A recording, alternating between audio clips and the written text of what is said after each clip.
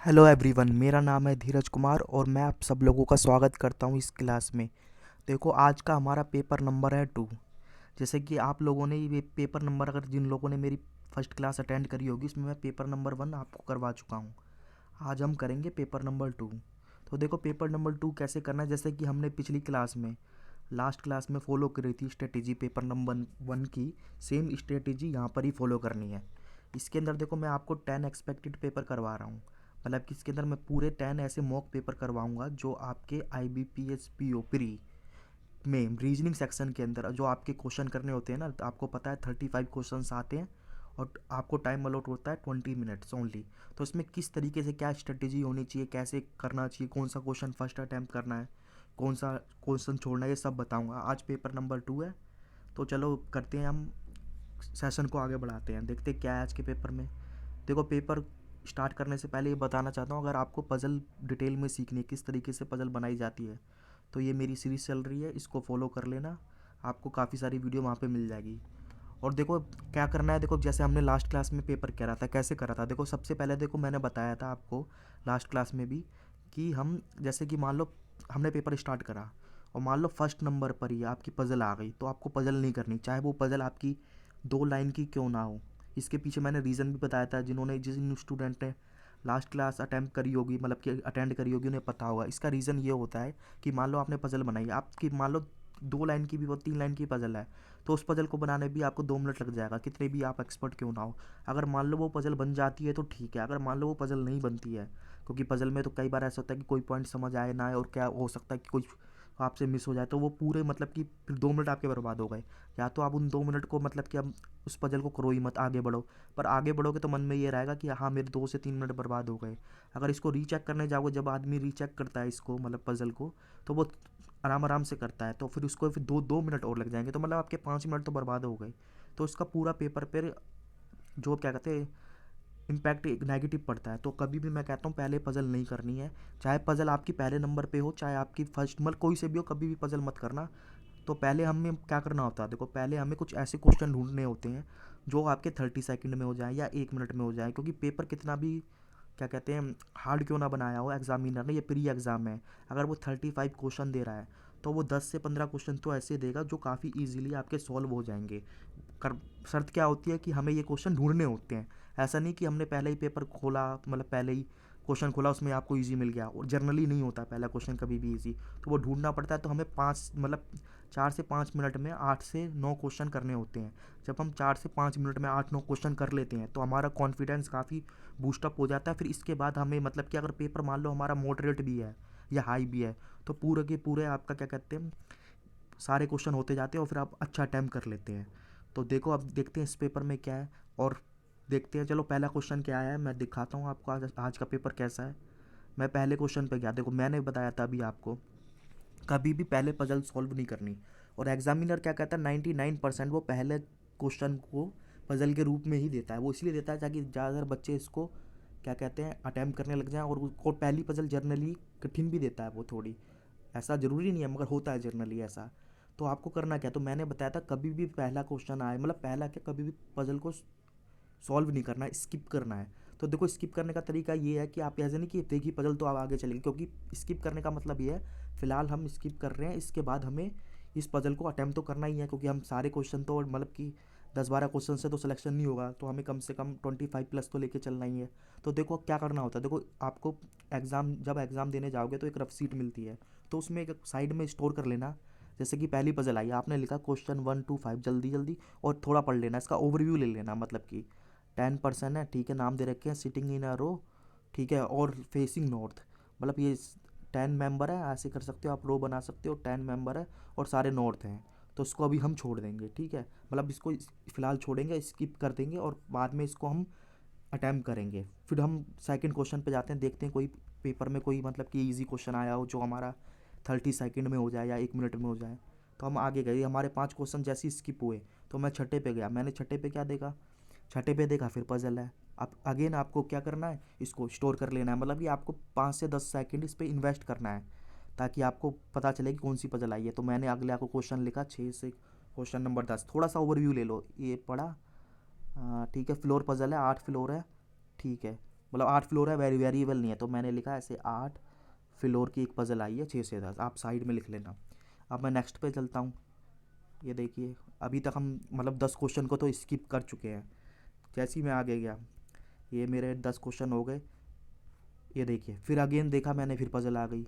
तो अब क्या होगा, काफ़ी स्टूडेंट ना इस पेपर को देख के मतलब कि घबराने लग जाएंगे, उनका कॉन्फिडेंस लूज़ होता जाएगा कि यार इसमें तो सारी पजल आई है, कहीं पेपर तो क्या कहते हैं हार्ड नहीं आया। मगर ऐसा नहीं होता, ये पजल में भी आपको कुछ पजल तो हार्ड होंगी और कुछ पजल ईजी होंगी, उसमें आपको सिलेक्ट करना पड़ेगा। तो देखते हैं क्या लिखा है। 8% लिखा है, ठीक है। सर्कल में बैठे हैं, some of them facing centre some outside. मतलब ये है क्या, कौन सी पजल आई है, लिखा मैंने 11 से नंबर सर्कल बना दो ऐसे और लिख दो इस तरीके सम इन सम आउट। तो मतलब अब 15 क्वेश्चन मेरे स्किप हो गए। अब मैं आगे चलता हूँ अगले क्वेश्चन पे। ये जैसी मैं आगे बढ़ा, देखो फिर पजल आई। मतलब क्या एग्जामिनर ने आज पजल ही भर दी है ऐसे एग्ज़ाम में। देखते हैं 16 से 20 है, देखो यहाँ से पढ़ो। 8 एम्प्लॉई हैं, कंपनी के हैं, ठीक है। डेजिग्नेशन है डिफरेंट, इतना all are belong different city. मतलब डबल वेरिएबल आया है अभी हमारे ये पजल। मतलब अभी हमारी 3 पजल आई थी। अभी आपको ध्यान रखना पड़ेगा, जो पहले 3 पजल थी उसमें कोई वेरिएबल नहीं था, और जब इसमें वेरिएबल है तो ऑब्वियसली आपको टाइम ज़्यादा लगेगा।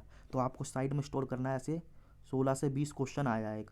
कौन सा आया है, पोस्ट वाला लिख सकते हैं, और प्लस कर से लिख सकते हैं ऐसे वेरिएबल एक कर देना, एक वेरिएबल है इसके अंदर। तो अभी तक कितने को हमारे क्वेश्चन स्किप हो गए, 20 क्वेश्चन हमने स्किप करे। आप देखते हैं आगे पेपर में क्या आया है। जैसे ही मैं आगे बढ़ता हूँ देखता हूँ इसमें ये देखिए जैसे ही मैं देखो आगे बढ़ा तो मेरे को कौन क्या क्वेश्चन मिला। ये क्वेश्चन मेरे को मिला यहाँ पर आपका इनइक्वलिटी का। तो ये क्वेश्चन तो करने में इजी है, आपका 30 सेकंड में ये इजीली मतलब कि हो सकता है। तो मैं आपको 30 सेकंड अलॉट करता हूँ, आप इसको कोशिश करिए करने की, फिर मैं बताऊँगा किस तरीके से करना होता है।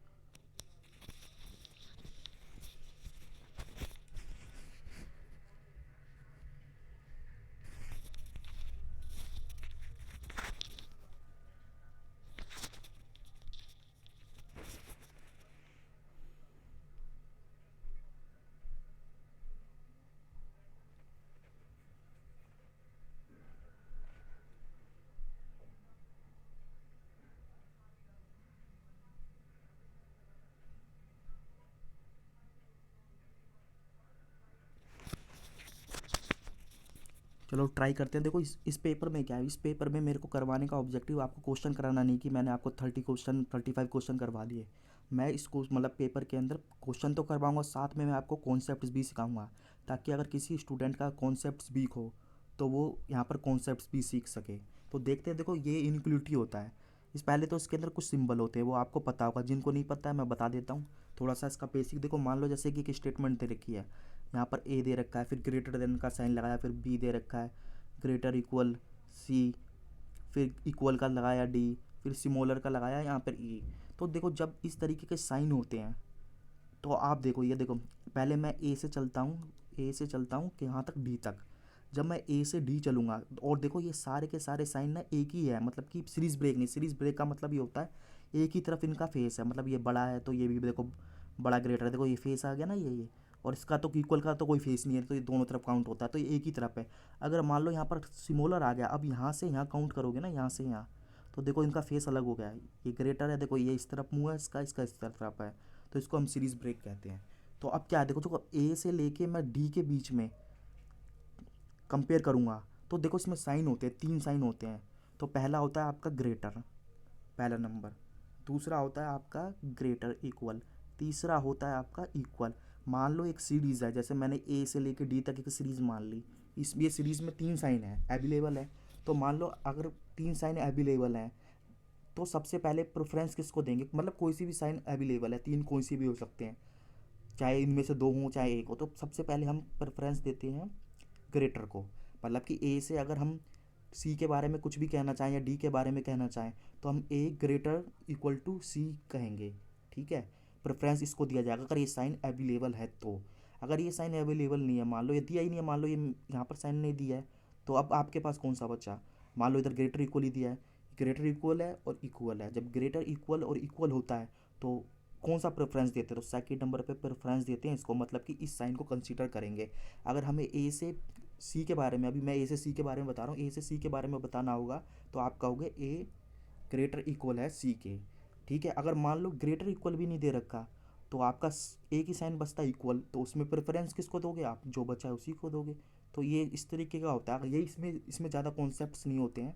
इनइक्वलिटीज़ में सबसे ईजी माना जाता है ये। आजकल आपको पता है एग्ज़ाम में ज़्यादा मार्क्स का आता भी नहीं है। पहले तो स्लोक्स 5 का आता था, 5 इनइक्वलिटी आता था। अब क्या होता है, एग्जामिनर कर रहा है कि मान लो 5 सिलॉक्स दे दी तो 3 इनइक्वलिटी दे दी, अगर 5 इनइक्वलिटी दी है तो सिलॉक्स कम पूछेगा। तो इस तरीके से पैटर्न इसका सेट होता है। तो और बाकी आप यहाँ से ए से लेके ई के बारे में बताओगे। देखो यहाँ से सीरीज ब्रेक है, एक बार इसका मुंह इधर है एक बार इधर है, तो आप क्या कहोगे, मतलब कि आप इसको रॉन्ग कर दोगे कि हम आंसर नहीं बता सकते, आप कर दोगे मतलब कि इसमें कोई भी गलत मानोगे इसको। चलो अब मैं क्वेश्चन पे आता हूँ सीधा। क्या है क्वेश्चन, ये देखो। इसका करने का तरीका बेस्ट क्या होता है, आप ना देखो ये स्टेटमेंट होती हैं आपकी। सबसे पहले स्टेटमेंट दी होगी, हो सकता है 2 स्टेटमेंट हो, 3 हो, कितनी भी हो सकती हैं। तो आपको इसको जर्नली इसमें मेरे हिसाब से 2 से ज़्यादा पूछी नहीं जाएंगी, 2 या 3 से ज़्यादा, क्योंकि आपने अगर उसका करा होगा क्या कहते हैं क्लर्क का, तो उसमें एक स्टेटमेंट के ही ज़्यादातर आए थे। तो देखो यहाँ पर क्या है, कंक्लूजन पे जाओ आप। सबसे पहले कंक्लूजन पे बोल रहा है आर ग्रेटर है ई के। तो देखो आर ढूंढो, आर मैंने ढूंढा और ई ढूंढा। ठीक है, जब मैंने आर ढूंढा ई ढूंढा, ये दोनों स्टेटमेंट तो अलग है। अब इसमें देखो कॉमन क्या है, अगर कोई कॉमन मिलता है ना तो हम उससे इन दोनों सीरीज़ को कनेक्ट करेंगे। और कनेक्ट करने का तरीका ये नहीं कि आप लिखोगे तो आपको काफ़ी टाइम मतलब कि बर्बाद होता है, आप माइंड में करोगे। देखो इसमें देखो देखोगे आप ऐसे करके, देखो इसमें कॉमन क्या, देखो आर तो कॉमन है नहीं, आई कॉमन है नहीं है, एन है, देखो एन कॉमन है, और तो पी है नहीं। तो आप कैसे कह सकते हो, क्या किस तरीके से कनेक्ट कर सकते हो, देखो आर का ई का, तो आप कहोगे आर बड़ा है एन से। देखो ना यहाँ पे ग्रेटर का है और इक्वल का साइन है, तो कौन सा लेंगे हम, ग्रेटर का लेते हैं, प्रेफरेंस हम इसी साइन को देंगे फर्स्ट नंबर पर। ठीक है, और अब देखो एन को कनेक्ट करो। अब एन क्या है, एन तो देखो ई से क्या है, ग्रेटर इक्वल है। मैं आपको समझाने के लिए कर रहा हूँ, इतना नहीं करना है। तो देखो ये हो गया ना, देखो कनेक्ट हो गया ना, आर ग्रेटर हो गया एन से और एन सिमोलर है। अब देखो आर से ई के बारे में आपको रिलेशन बताना है। मैंने बताया जब सीरीज ब्रेक होती है, सीरीज ब्रेक का मतलब है एक का फेस तो देखो इधर है, दूसरे का इधर है, तो ये सीरीज ब्रेक हो गई ना। तो इस केस में क्या कहोगे, हम आंसर नहीं बता सकते, ये कहे तो हमें नहीं पता, इसको गलत कर दो। अब सेकंड पे चलता हूँ, देखो क्या बोल रहा है, जेड बड़ा है एन से। देखो उसको मैं इरेज करता हूँ यहाँ पर, जेड बड़ा है एन से, तो जेड के पास जाऊँ और एन देखो इसी में, ये तो इजी पड़ गया हमारे लिए, सबसे ज़्यादा इजी ये था ये। तो देखो जेड है एन से बड़ा, तो देखो जेड तो बड़ा ही है ठीक है, और एन हाँ छोटा है। पर देखो इसमें 2 साइन आ रहे हैं, एक तो ग्रेटर का आ रहा है, इधर से कह सकते हो ग्रेटर, या इसको सिमोलर कह लो या सिमोलर इक्वल कह लो, चलो सिमोलर कह लो, सिमोलर इक्वल। तो इसमें से प्रेफरेंस किसको देंगे, देखो वो इस केस होता है जैसे कि मैंने बताया, सबसे पहले प्रेफरेंस ग्रेटर को देते हैं, फिर ग्रेटर इक्वल को, फिर इक्वल को। सिमिलरली अगर आपके ये वाले साइन उल्टे हो जाते हैं, मतलब फेस बदल जाता है, तो ये सिमोलर हो गया तो इसको प्रेफरेंस देंगे, सिमोलर इक्वल दूसरे नंबर पे इसको, और इक्वल तीसरे पे। तो ये इनको प्रेफरेंस इस ऑर्डर में दिया जाता है, 1 2 3। ग्रेटर है तो ग्रेटर इस तरीके से एक सीरीज़ में, और एक सीरीज़ में ये है तो ये। अगर सीरीज़ ब्रेक होती है तो कोई, जैसे हमने पहले में देखा सीरीज़ ब्रेक है तो कोई भी आपका क्या कहते हैं रिलेशन नहीं बनता। तो देखो एन जेड बड़ा है एन से, हाँ देखो दोनों के बीच में एक तो ग्रेटर का साइन है, ग्रेटर इक्वल का, तो किसको प्रेफरेंस दे, मतलब सिमोलर का, सिमोलर इक्वल का, तो हम देंगे सिमोलर को। जेड इस तरीके से एन, मतलब एन सिमोलर जेड कह लो या जेड ग्रेटर कह लो एन, तो ये हमारा सही होगा। तो ऑप्शन नंबर आपका कौन सा आएगा, ओनली 2। तो देखिए इस तरीके से ये आंसर होता है। 1 मिनट, इसमें शायद मिसप्रिंट हो गया है, आप इसको मैं सही कर दूंगा पीडीएफ में। देखो ना जेड बड़ा ही है और एन छोटा आ रहा है, तो इसके अंदर आपका आंसर आएगा ओनली आंसर नंबर 2। तो ये आंसर आएगा, मैंने इस पीडीएफ में आंसर दिए ताकि आप सॉल्व करो तो आपको पता चलता रहे। तो और बाकी अब हम आगे क्वेश्चन पे बढ़ेंगे। अब तो आपको कॉन्सेप्ट्स क्लियर होंगे, आपको मैं इसके लिए 30 सेकंड देता हूँ, फिर आप बताता हूँ किस तरीके से सॉल्व होगा।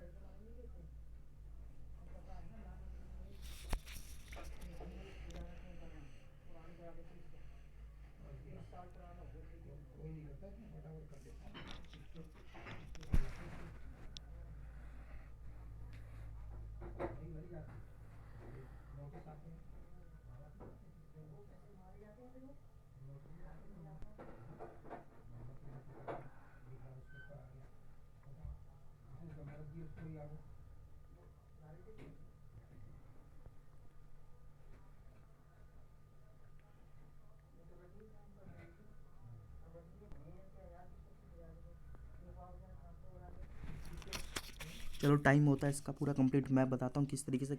अगेन आपको क्या करना है, मैंने कॉन्सेप्ट्स तो बता दिया, हम जिनको जल्दी जल्दी सॉल्व करेंगे। ये देखिए, ये हमारा क्या होता है, कंक्लूजन। ये स्टेटमेंट सबसे बेस्ट तरीका होता है इनइक्वालिटीज़ का सॉल्व करने का। कंक्लूजन पे जाओ, फिर स्टेटमेंट पे। पहला देखेंगे क्या लिखा है, वाई ग्रेटर है जेड। देखो कनेक्ट करने की कोशिश करो। देखो ये अलग अलग स्टेटमेंट है, वाई तो इधर है, इसमें तो जेड है नहीं, तो जेड इधर है, तो हमें कनेक्ट करना पड़ेगा। कनेक्ट माइंड में करो तो देखो वाई बड़ा है, मतलब greater than equal to X, और एक्स ग्रेटर इक्वल है जेड, तो ये कनेक्ट हो गया। देखो इस तरीके से होगा, मैं बताता हूँ। देखो वाई ग्रेटर इक्वल एक्स, और देखो एक्स ग्रेटर इक्वल जेड, हो गया ना कनेक्ट। इस तरीके से करना है माइंड में। तो देखो हो गया। अब बोल रहा है वाई बड़ा है जेड से, वाई ग्रेटर कहाँ से है, तो इसमें तो एक ही साइन है। जब एक साइन है तो प्रेफरेंस किसको देंगे, हम इसी को देंगे, और तो कोई साइन है नहीं। तो हमारे कंक्लूजन में, मतलब कि जो हमें कंक्लूजन मिला ऊपर से, वाई ग्रेटर इक्वल है जेड के, और ये ग्रेटर बोल रहा है तो इसको गलत कर लेंगे। और ये क्या बोल रहा है, वाई बड़ा है जेड से, मतलब वाई बराबर है जेड, ये गलत बात है, तो ये दोनों गलत हो गए।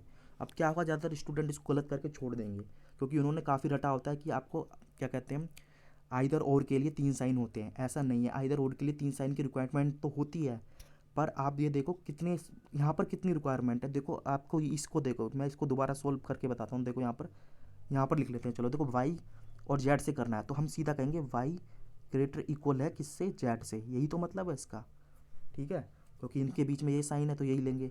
तो अब देखो ग्रेटर इक्वल है, तो मतलब कि इसको और अदर वर्ड में कह सकते हैं कि दो साइन है ना, ग्रेटर इक्वल किससे बनता है, दो साइन से मिलके बनता है। या तो कह सकते हैं वाई बड़ा है जेड से, या वाई बराबर है जेड से। तो देखो हमें तो यही है ना, अगर ये हमें दो साइन मिल जाए तो हमारा इसमें आइदर और लग जाएगा। तो हमें दो की रिक्वायरमेंट है, और दो दिए हुए हैं, तो ठीक है, तो हमारा क्या आंसर होगा, आइदर और। ये इसका आंसर है। ये देखिए, अब अगला क्वेश्चन करते हैं। अगेन 30 सेकंड देता हूँ आपको, कीजिए इसको ट्राई।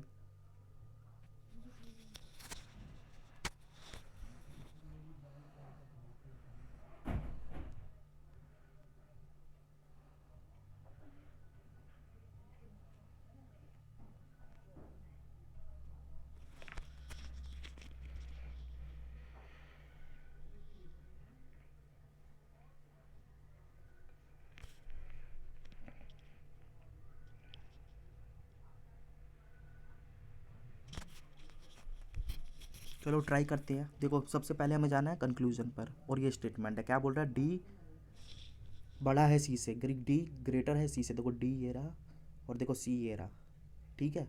अब देखो डी बड़ा है सी से, तो इनको कनेक्ट करने की कोशिश करो। देखो क्या बोल रहा है, इसमें देखो कॉमन क्या है, देखो इसमें कॉमन एफ है, हाँ सी कॉमन नहीं है, नहीं तो एफ कॉमन है। बोल रहा है एफ बराबर है सी के, इसका मतलब है एफ को लिख लो, सी दोनों बराबर है, तो हम इधर एफ की जगह सी भी तो लिख सकते हैं। जब ये दोनों बराबर हैं, अगर एक बार मतलब कि मान लो ए बराबर है बी के, या बी बराबर है ए के, बात तो एक ही है। तो ए लिख दो, उधर बी लिख दो, या इसी तरीके से यहाँ पर एफ लिख दो या सी लिख दो। तो अब इसको कनेक्ट करो, ये आपकी सिंपल सीरीज़ बन गई है। देखो यहाँ पर इसको इरेज करता हूँ, यहाँ पर हम सी लिख सकते हैं। तो क्या लिखा है, डी, हम देखूँगे डी से सी की कंपेयर करेंगे। जब कंपेयर करेंगे तो साइन कौन सा आएगा इसमें, ये वाला आएगा ना, डी बड़ा है किससे, सी से, क्योंकि इसमें प्रेफरेंस इसी को देंगे। और देखो यही है यहाँ पर, तो ये हो गया सही। अब हमारा क्या है, ए छोटा है एफ से। अब देखो इसमें एफ है और ए है। अब देखो ए यहाँ पर कितनी जगह दिया है, देखो ए एक ही जगह दिया है। अगर मान लो कई बार स्टेटमेंट में ए दो जगह दिया होता है, और आप साथ में देखो यहाँ पर ए क्या दिखा रहा है, ए हम दिखा रहा है बड़ा है। जब यहाँ पर ए बड़ा है तो ए कभी छोटा किसी से हो ही नहीं सकता। तो सिंपली आप देखो यहाँ पर ए, अगर मान लो ए की तरफ ऐसा साइन होता, तो आप एक एक वक्त के लिए तो देख सकते थे हाँ ये हो सकता है, पर यहाँ पर तो क्लियर बोल रहा है, देखो क्लियर बोल रहा है कि ए तो बड़ा है, किसी ना किसी सबसे बड़ा ही होगा ये। तो हम बिना देखे ही इसको गलत कर देंगे, तो हमारा आंसर नंबर होगा only one is follow. Only one he follow आया था ना, हाँ ठीक है, ये इसका आंसर दिया। अब नेक्स्ट क्वेश्चन ट्राई करते हैं, इसको ट्राई करो।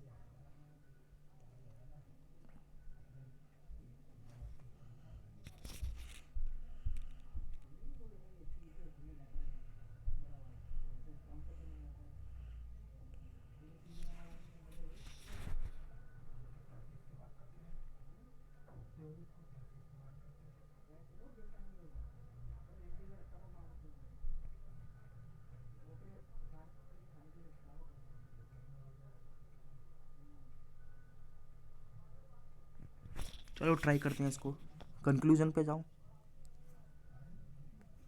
क्या लिखा है, आर ग्रेटर है एच से, तो देखो आर ग्रेटर होना चाहिए, ठीक है, और एच ये रहा। अब इन दोनों को कंबाइन करने की कोशिश करो। इन दोनों में कॉमन क्या है, देखो आर कॉमन है, नहीं है, वाई कॉमन है, हाँ ठीक है, एन नहीं है। तो देखो क्या लिखा है, जैसे प्रीवियस क्वेश्चन में कर रहा था, आर ग्रेटर है वाई के और वाई बराबर है एच के, तो वाई लिख लो एच लिखो, कोई फ़र्क पड़ेगा नहीं। तो हमारा देखो ये हमारी स्टेटमेंट मतलब कि बनी, तो आर बड़ा हो जाएगा एच से, तो ये पहला सही हो गया। अगले स्टेटमेंट पर चलते हैं, क्या बोल रहा है, एन छोटा है, देखो एन छोटा हो सकता है, ठीक है, एक्स बड़ा हो सकता है, ठीक है। तो देखो आप कम इसको क्या कनेक्ट करने की कोशिश करो, कैसे करेंगे कनेक्ट, देखो हमें एक्स बड़ा लेना है, तो देखो इसमें कॉमन क्या है, देखो इस तरीके से जाएंगे, एक्स बड़ा बराबर है, या इस तरीके से देखो यहाँ लिख के बताता हूँ, एक्स बड़ा बराबर है वाई से और वाई बड़ा है एन से। तो अब हमारी एक स्टेटमेंट बन गई। तो इसमें देखोगे कौन सा साइन लोगे, एच से एन का कंपेयर करोगे, दो साइन है, एक ग्रेटर इक्वल का, एक इक्वल एक ग्रेटर का, तो कौन सा लोगे, मैंने बताया प्रेफरेंस हमेशा इसकी आती है ग्रेटर की, अगर ये दिया हो तो एच बड़ा है एन से, तो ये हमारा सही हो गया। ये लिखा ना एन छोटा है एक्स से, यहाँ एक्स था, ठीक है, एक्चुअली एक्स से ये, तो आप एक्स इस तरीके से लिख लो, एक्स बड़ा है एन से, तो ये सही हो गया। यहाँ पे लिखा एन छोटा है, बात तो एक ही है, तो ये भी सही हो गया था और ये भी हमारा सही हो गया था। तो हमारा इसमें आंसर क्या आएगा, बोथ कंक्लूजन इज़ ट्रू, बहुत ट्रू है इसके अंदर। एक मिनट मैं ट्राई करता हूँ इसको दोबारा। ये देखिए यहाँ पर x बड़ा है y से, x greater equal to y और y n, तो सही है, इसमें दोनों आएगा। यहाँ पर मिस गलती से हो गया पेस्ट, इसमें आएगा both conclusion 1 and second is follow. Next question पे चलते हैं, इसको ट्राई करो।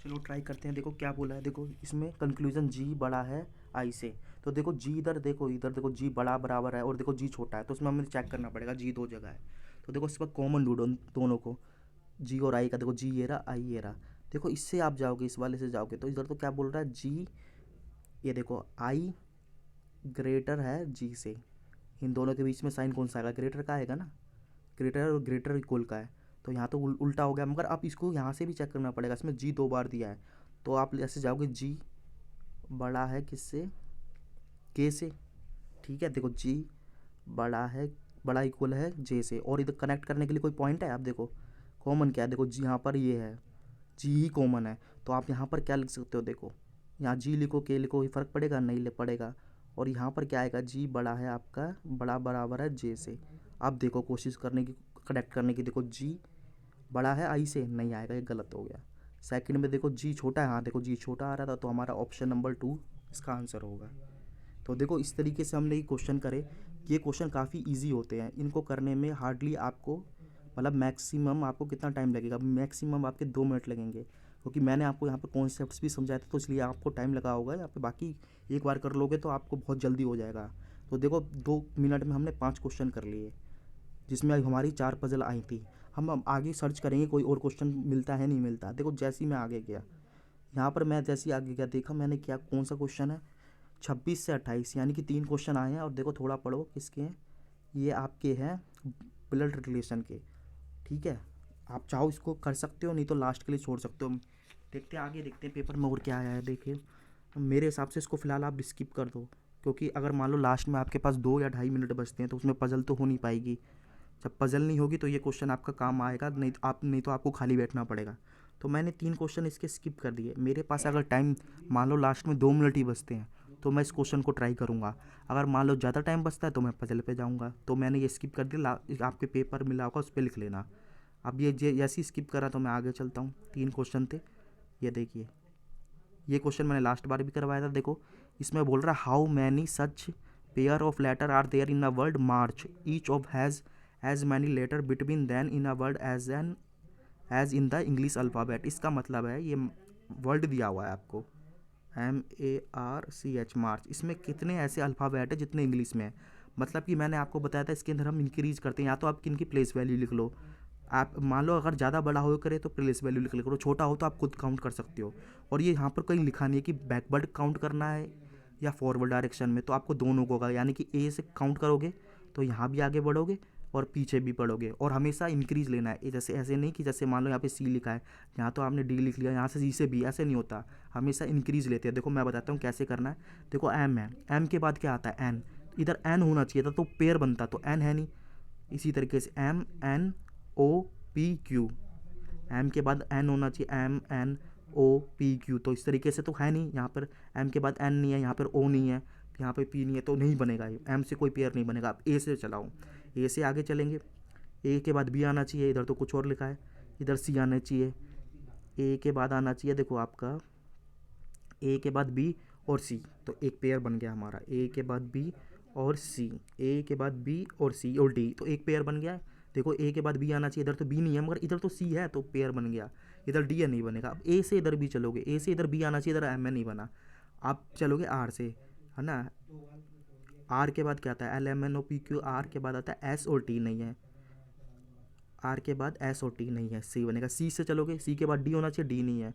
सी से चलोगे, सी के बाद देखो डी होना चाहिए, नहीं है, डी ई एफ नहीं बनेगा। अब एच से करेंगे, एच से करेंगे, जी एच आई के बाद जे के एल एम, जी को ना जी एच, देखो इस तरीके से काउंट करोगे, जी एच आई जे के एल, ये भी पेयर नहीं बनेगा। तो इसका कितना बनेगा, सिर्फ इसका आएगा आपका एक पेयर बनेगा, एक पेयर। तो देखो एक तो आंसर दे नहीं रखा कहीं पर भी, एग्जामिनर ने देखो यहाँ पर क्या दिया है, दो दिया है, तीन, तो हम क्या कहेंगे, none of the above, none of the above. और इसमें फ़र्क होता है, नन ऑफ द अबो दिया या नन दिया, नन का मतलब है कोई भी पेयर आपका नहीं बनेगा, पर नन ऑफ द अबो है मतलब पेयर तो बन रहा है मगर ऑप्शन में नहीं है, तो हमारा क्या आएगा, option number E, none of the above, सिर्फ एक पेयर बन रहा है। अब देखो ये हमारा हो गया। देखो अब यहाँ पर सिलॉक्स आया है, जैसे ही सिलॉक्स आया है आप इसको ट्राई कर, मतलब कि इसको सॉल्व करना स्टार्ट कर दो। और क्योंकि हमने एक क्वेश्चन स्किप करा है ब्लड रिलेशन का, उसको हम लास्ट में करेंगे, तो इसको अगेन मैं 30 सेकेंड देता हूँ, उसको ट्राई करो।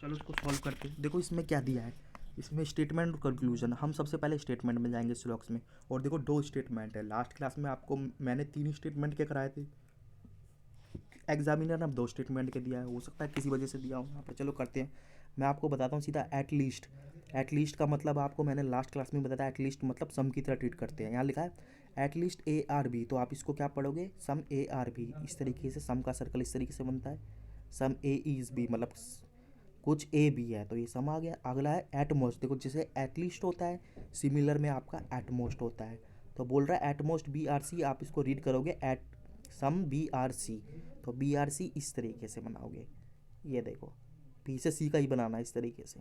तो अब हम करेंगे इस कंक्लूजन पे। देखो क्या क्या, सम सी आर ए, देखो सी का सर्कल तो ये है, ए का ये है, इन दोनों का सर्कल दूर दूर है, तो हम इस केस में कोई भी डेफिनेट में आंसर नहीं बता सकते। इसने डेफिनेट में बोला है कि कुछ सी ए है, ये पूछ रहा है क्या कुछ सी ए है, गलत बात है, ऐसा है नहीं। बोल रहा है सम सी आर बी, ये देखो सम सी आर बी, ये देखो सी ये रहा बी ये रहा, इन दोनों का देखो ये कॉमन पार्ट है ना, ये वाला सम सी आर बी, कुछ सी बी है, ये तो सही है। तो हमारा कौन सा आंसर आएगा, ओनली सेकेंड इज़ ट्रू। ठीक है, ये आंसर है इसका। देखो मैंने यहाँ पे डायग्राम बनाया है आपके लिए और ये आंसर दिया है। नेक्स्ट क्वेश्चन पे चलते हैं। ये देखो क्या था इसमें, ये देखो क्या, मतलब एक ही स्लॉक्स का क्वेश्चन दिया था इसके अंदर, ऐसे भी आ सकता है आपका। तो अभी तक आप देखो हमने कितने क्वेश्चन अटैम्प्ट कर लिए। पहले हम क्वेश्चन को देख लेते हैं कितने में कितने कितने अटैम्प्ट करे। देखो सबसे पहले मैंने 5 करे थे आपके इनइक्वलिटीज़ के, 2 मिनट में करे थे, ठीक है। फिर मैंने एक क्वेश्चन करा था आपका पेयरिंग वाला, उसमें मान लो 1 मिनट ही लगेगा। और इसके अंदर एक क्वेश्चन करा मैंने किसका, सिलॉक्स का, एक ही सिलॉक्स आया है, इसको भी 1 मिनट मान लो आप, तो 5 6 7, तो देखो मेरे 7 क्वेश्चन हो गए, कितने मिनट में हो गए, 2 3 4 मिनट में 7 क्वेश्चन हो गए। अब क्या होगा, देखो जब आपके पास 4 मिनट में 7 क्वेश्चन हो गए तो थोड़ा कॉन्फिडेंस आएगा कि हाँ यार इसको 7 है, तो थोड़ा मेरा सेफ है कि मतलब मुझसे स्टार्टिंग में मैंने कुछ ऐसे क्वेश्चन पिक कर लिए हैं जिससे कि मेरा कोई गलत नहीं हो, टाइम भी बर्बाद नहीं हुआ है। और कोई स्टूडेंट चाहे तो जिसका मतलब कि रीजनिंग ज़्यादा अच्छा होगा तो उसमें कम टाइम भी ले सकता है, मगर नॉर्मल है जो स्टूडेंट होता है वो इतना टाइम में इसको सॉल्व कर लेगा। तो देखो 4 मिनट मतलब 7 क्वेश्चन 4 मिनट, अब हमारे पास 16 मिनट बचे हैं। और अभी हमारा कितने आए थे, हमारी 4 पजल आई थी, तो अब हम पजल तो करेंगे नहीं अभी। और एक क्वेश्चन मैंने स्किप करवाया था ब्लड रिलेशन का, क्यों, ताकि आपको लास्ट में मान लो 2 मिनट बचा है तो आपका टाइम बर्बाद ना हो, उसमें 2 मिनट में पजल तो सॉल्व होगी नहीं, उसको कर लोगे टाइम। तो अब मैं आगे देखता हूँ कोई आगे इजी क्वेश्चन आया, और जैसे ही मैं आगे गया यहाँ पर क्या देखा मैंने, यहाँ पर कौन सा आया है, देखो कोडिंग डिकोडिंग है। अब ये कोडिंग डिकोडिंग आप डिसाइड कैसे करोगे, नई वाली है या कोई सी भी आ सकती है। तो आप इसके डिसाइड करने का तरीका है, इसमें कोई कॉमन दो, कॉमन वर्ड है, देखो दिस डन द वर्क, देखो दिस कहीं दिया है, हाँ दे रहा। तो अब देखो इसके अंदर कोई कॉमन है, देखो वाई एम, हाँ देखो है। तो मतलब हमें डिसाइड हो गया इस तरीके से ये चाइनीज़ कोडिंग डिकोडिंग है। तो इसके अंदर आपको और भी ट्रिक्स चेक कर सकते हो, पर ज़्यादा चेक करने की जरूरत नहीं है, मोस्टली आपका मैं बताऊँ 100% ही वो देता है। 100 तो नहीं, 99 मान लो, 99% तो वो आपका ओल्ड पैटर्न मतलब कि चाइनीज़ कोडिंग डिकोडिंग ही देता है। पर ये SBI PO है तो इसके अंदर वो 1% के लिए कोई नई वाली रख सकता है। तो देखो इसके अंदर बहुत ईजी तरीका होता है, मैंने लास्ट क्लास में भी बताया, काफ़ी स्टूडेंट ने ये वीडियो जो देखी है उन्होंने, तो उनको पता होगा किस तरीके से हम इसको फॉलो करते हैं। तो मैं आपको बिना टाइम बर्बाद करे इसके लिए सिर्फ 2 मिनट देता हूँ, 2 मिनट में ईजीली क्वेश्चन ये बन जाता है। तो 2 मिनट देता हूँ, 2 मिनट में इसको सॉल्व करो, फिर मैं बताता हूँ क्या इसकी अप्रोच होगी।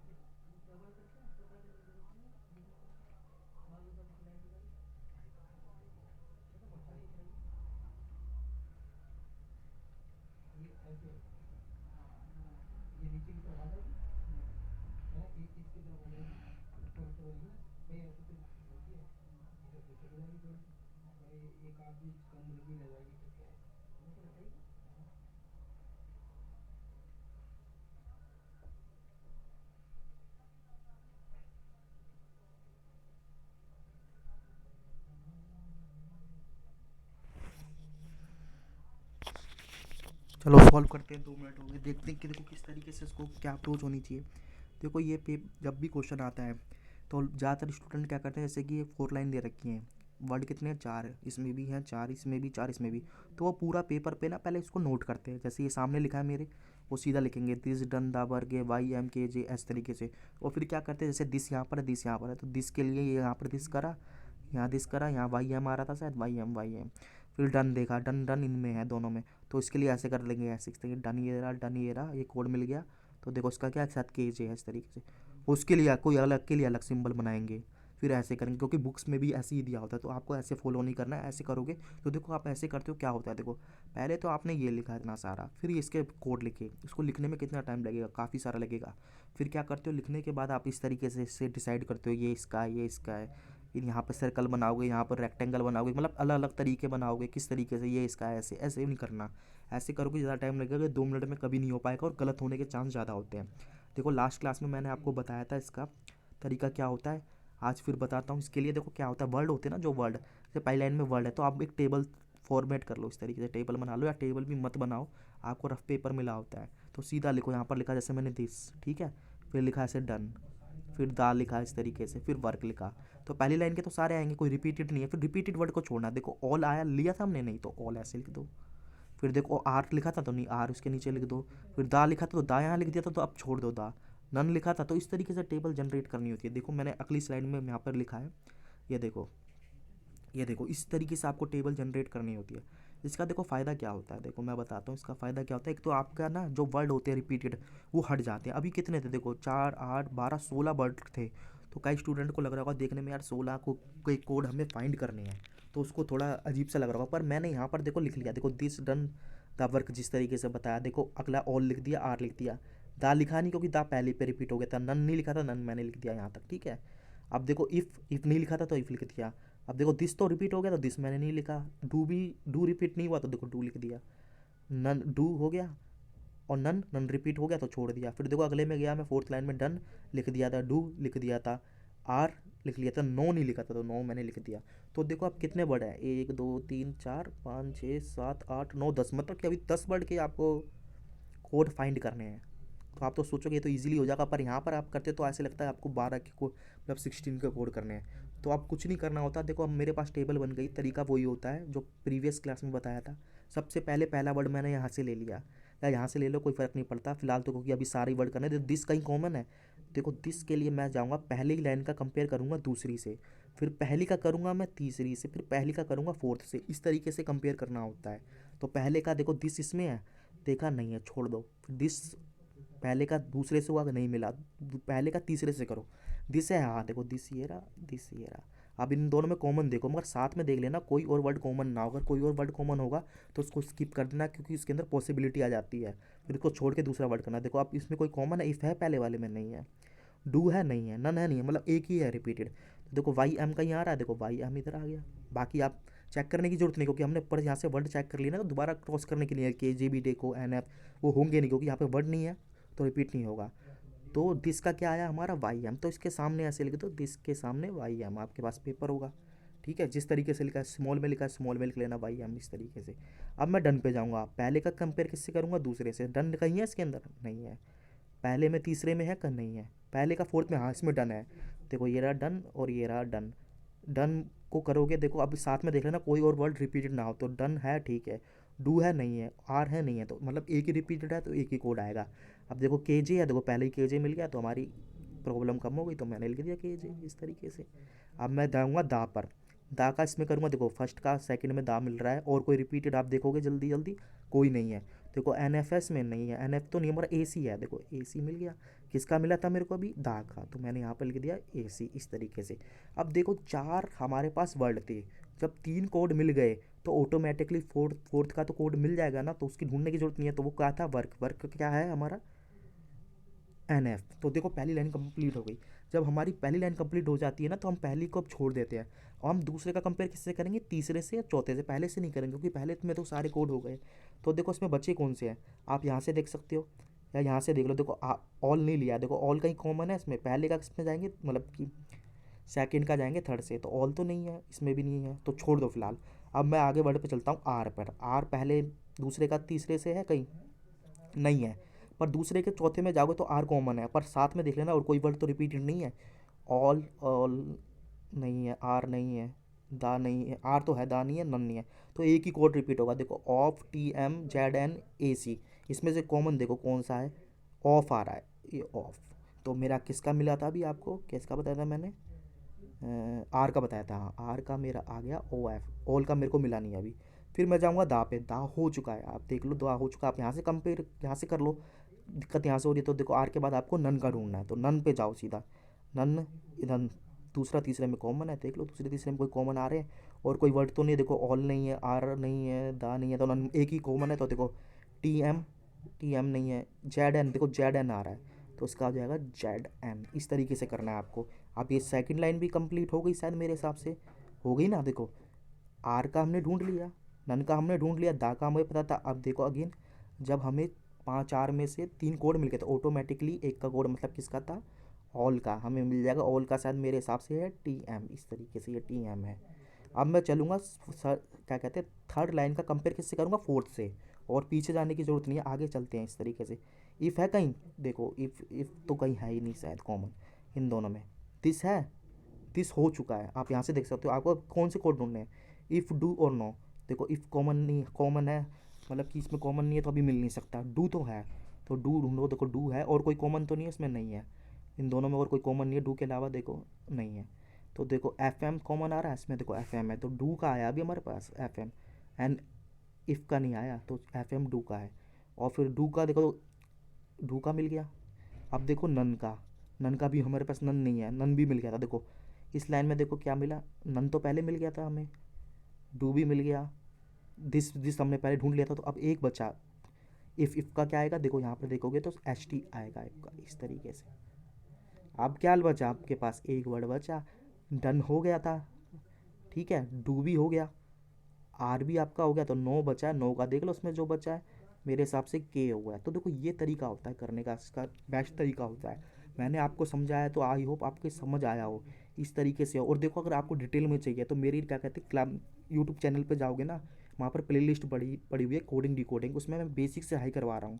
उसमें मैंने आप क्या कहते हैं ये चाइनीज़ वाली कोडिंग, इसको सब्सटीट्यूशनल कोडिंग कहते हैं, ये करवाया, बाइनरी करवाया। फिर नई तरीके की जो कोडिंग आती है मेंस लेवल में आती है ना, नई तरीके की कोडिंग, वो भी करवाएं, उसके कॉन्सेप्ट्स भी क्वेश्चन में, वहाँ से आप प्लेलिस्ट ओपन करके देख सकते हो। तो देखो इस तरीके से आप कर लोगे ना, जब इस तरीके से कर लोगे तो ये आपका पूरा बन जाएगा। जैसे ही आप ये सारे लिख लोगे आपके पास कोड आ जाएंगे। ये देखो ये मैंने जिस तरह क्लियर यहाँ पर लिख दिया, सारे कोड मेरे पास यहाँ पर आ गए। जब ये सारे कोड मेरे पास आ गए तो अब मेरे पास क्या काम बचता है, अब मेरा तो काम ईजी हो गया। अब मान लो इसको बनाने में मैक्स टू मैक्स 2 मिनट ही लगते हैं, इससे ज़्यादा नहीं लगने चाहिए, नहीं तो आप इसकी प्रैक्टिस करो। तो जब जैसे क्वेश्चन आपके मिल जाते हैं तो आपके किसी पे क्वेश्चन पूछता है, क्वेश्चन ईजी होते हैं काफ़ी। देखो सीधा जैसे वर्क का है तो क्या करना है आपको, यहाँ पे नहीं जाना, वर्क पे जाना है। वर्क ये रहा, क्या है, एन एफ, एन एफ देखो कहीं है, सी पर है, ये हमारा आंसर हो गया। इसका आंसर दिया होगा, ठीक है। अगला गया मैं, नो, इसका बेस्ट तरीका होता है, नो पे जाओ। नो कहाँ लिखा, देखो नो का है के ओ, के ओ कहीं दिया है, ई नंबर पे दिया, ये हो गया आंसर। देखो कितना टाइम लग रहा है आपको, ज़्यादा 10 सेकंड लगेगा ज़्यादा से ज़्यादा, इससे ज़्यादा नहीं लगेगा। ये डन, डन देखो डन कहाँ पर है, ये रहा मेरा डन, क्या है के जे, ये रहा के जे। आगे चलते हैं, क्या बोल रहा है, ऑल, ऑल है कहीं इसमें, टी एम, देखो टी एम पहले भी दे रखा है, ये हो गया। आगे कौन सा है, आर, आर है कहीं, ऑफ। देखो अब मैंने देखो इसके 5 क्वेश्चन कर लिए, ये 2 मिनट का क्वेश्चन है, आप इसको 3 मिनट मान लो, जैसे तो 3 दे दोगे। तो अभी तक हमने क्या करा, देखो 5 क्वेश्चन मैंने करे इनइक्वलिटीज़ के 2 मिनट में। एक सिंपल क्वेश्चन आया था पेयरिंग वाला 1 मिनट में, फिर एक क्वेश्चन सिलॉक्स में मार लो 1 मिनट का। तो 5 6 7 क्वेश्चन हो गए थे आपके कितने मिनट में, 2 3 4 मिनट में, है ना, 4 मिनट में ही हुए थे 7 क्वेश्चन। और भी कुछ करा था क्या हमने, मेरे को तो यही याद आ रहा है शायद, यही था ना 5 क्वेश्चन, इनइक्वलिटीज़, एक पेयरिंग, एक स्लॉग्स, हाँ ठीक है यही था, 5 6 7, तो यही था शायद। और होगा तो देख लेंगे, देख लेते हैं एक बार, मेरे को याद नहीं आ रहा है, ये करा था, हाँ हाँ यही थे, ठीक है यही थे। ये देखो ये इस तरीके से हमने क्वेश्चन कर लिए थे यहाँ पर। तो कितने देर में कर लिया हमने, देखो हमने 2 3 4, हाँ अभी एक ये भी तो करा, ये मैं भूल गया इसको लिखना। देखो 5 क्वेश्चन मैंने करे किसके, कोडिंग डिकोडिंग के, 3 मिनट है, ये 3 मिनट ही लेंगे आंसर के साथ। तो देखो कितना हो गया यहाँ 7 ही, और ये देखो 5 10 12 क्वेश्चन हो गए आपके कितने मिनट में, 3 3 6 7 मिनट में 12 क्वेश्चन। 12 क्वेश्चन मैंने अटैम्प्ट कर लिए हैं 7 मिनट में। अब मेरे पे कितने मिनट बचते हैं, अब मेरे पे बचते हैं, देखो 20 में से करोगे तो 13 मिनट बचते हैं। 13 मिनट का मतलब है कि मेरे कम से कम मिनिमम मैं 3 पजल तो मैं बना ही लूँगा, यही तो होता है। देखो चार चार मिनट ही लगाओगे, इससे ज़्यादा लगेगा नहीं 12 मिनट में। तो देखो अब क्या तरीका, देखो अब हमारे पास स्किप में कुछ बचा नहीं है। एक तो बी ब्लड रिलेशन बचा है, उसको करेंगे लास्ट में करेंगे, उसको तो नहीं करना अभी। तो मैं पज़ल ढूंढूंगा। अब देखो पज़ल करने का भी तरीका होता है। अब देखो क्या होता है, जो पज़ल सबसे मतलब कि जिसमें आपको लगता है कि सबसे मतलब कि सबसे क्या मतलब जो छोटी सी लग रही है और जिसमें वेरिएबल कम है, उसको अटैम्प्ट करो। ये बेस्ट तरीका होता है कि पज़ल में से पज़ल हम सेलेक्ट करने का।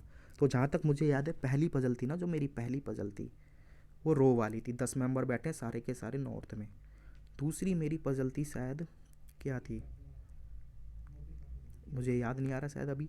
एक तीसरी पज़ल भी थी, एक तो सर्कल वाली आई थी, आपने लिखा होगा तो आपको याद होगा। एक थी आपकी पोस्ट वाली, जो सबसे थी ना पोस्ट वाली, उसको अटैम्प्ट तो कर सकते हैं मगर उसमें वेरिएबल था। वेरिएबल की वजह से मैं इसको फ़िलहाल स्किप करूँगा। तो देखो एक शायद मेरी थी, शायद डे वाली थी, पता नहीं कौन सी, मैं इसको देख लेता हूँ।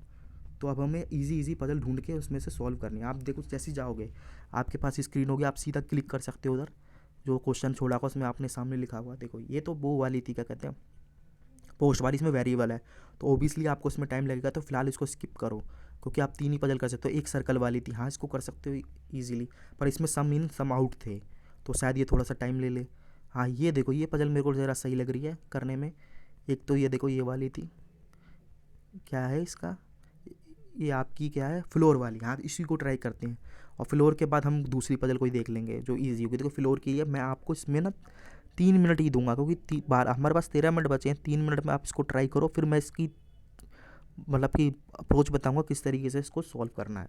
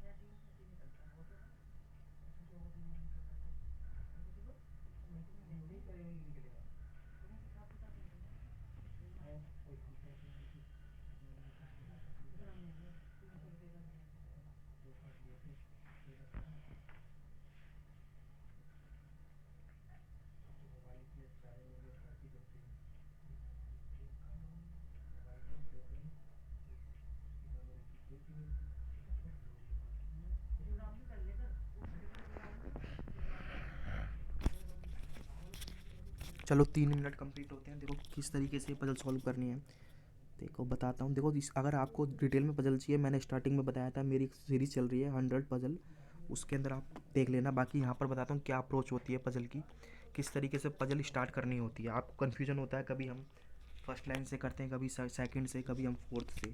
मैं बताता हूँ क्यों करते हैं ऐसा। देखो तो सबसे पहले पजल आइए आपके सामने। ये देखो यहाँ से यहाँ तक ना, यहाँ से यहाँ तक तो इंट्रोडक्शन है, मतलब पजल के बारे में है।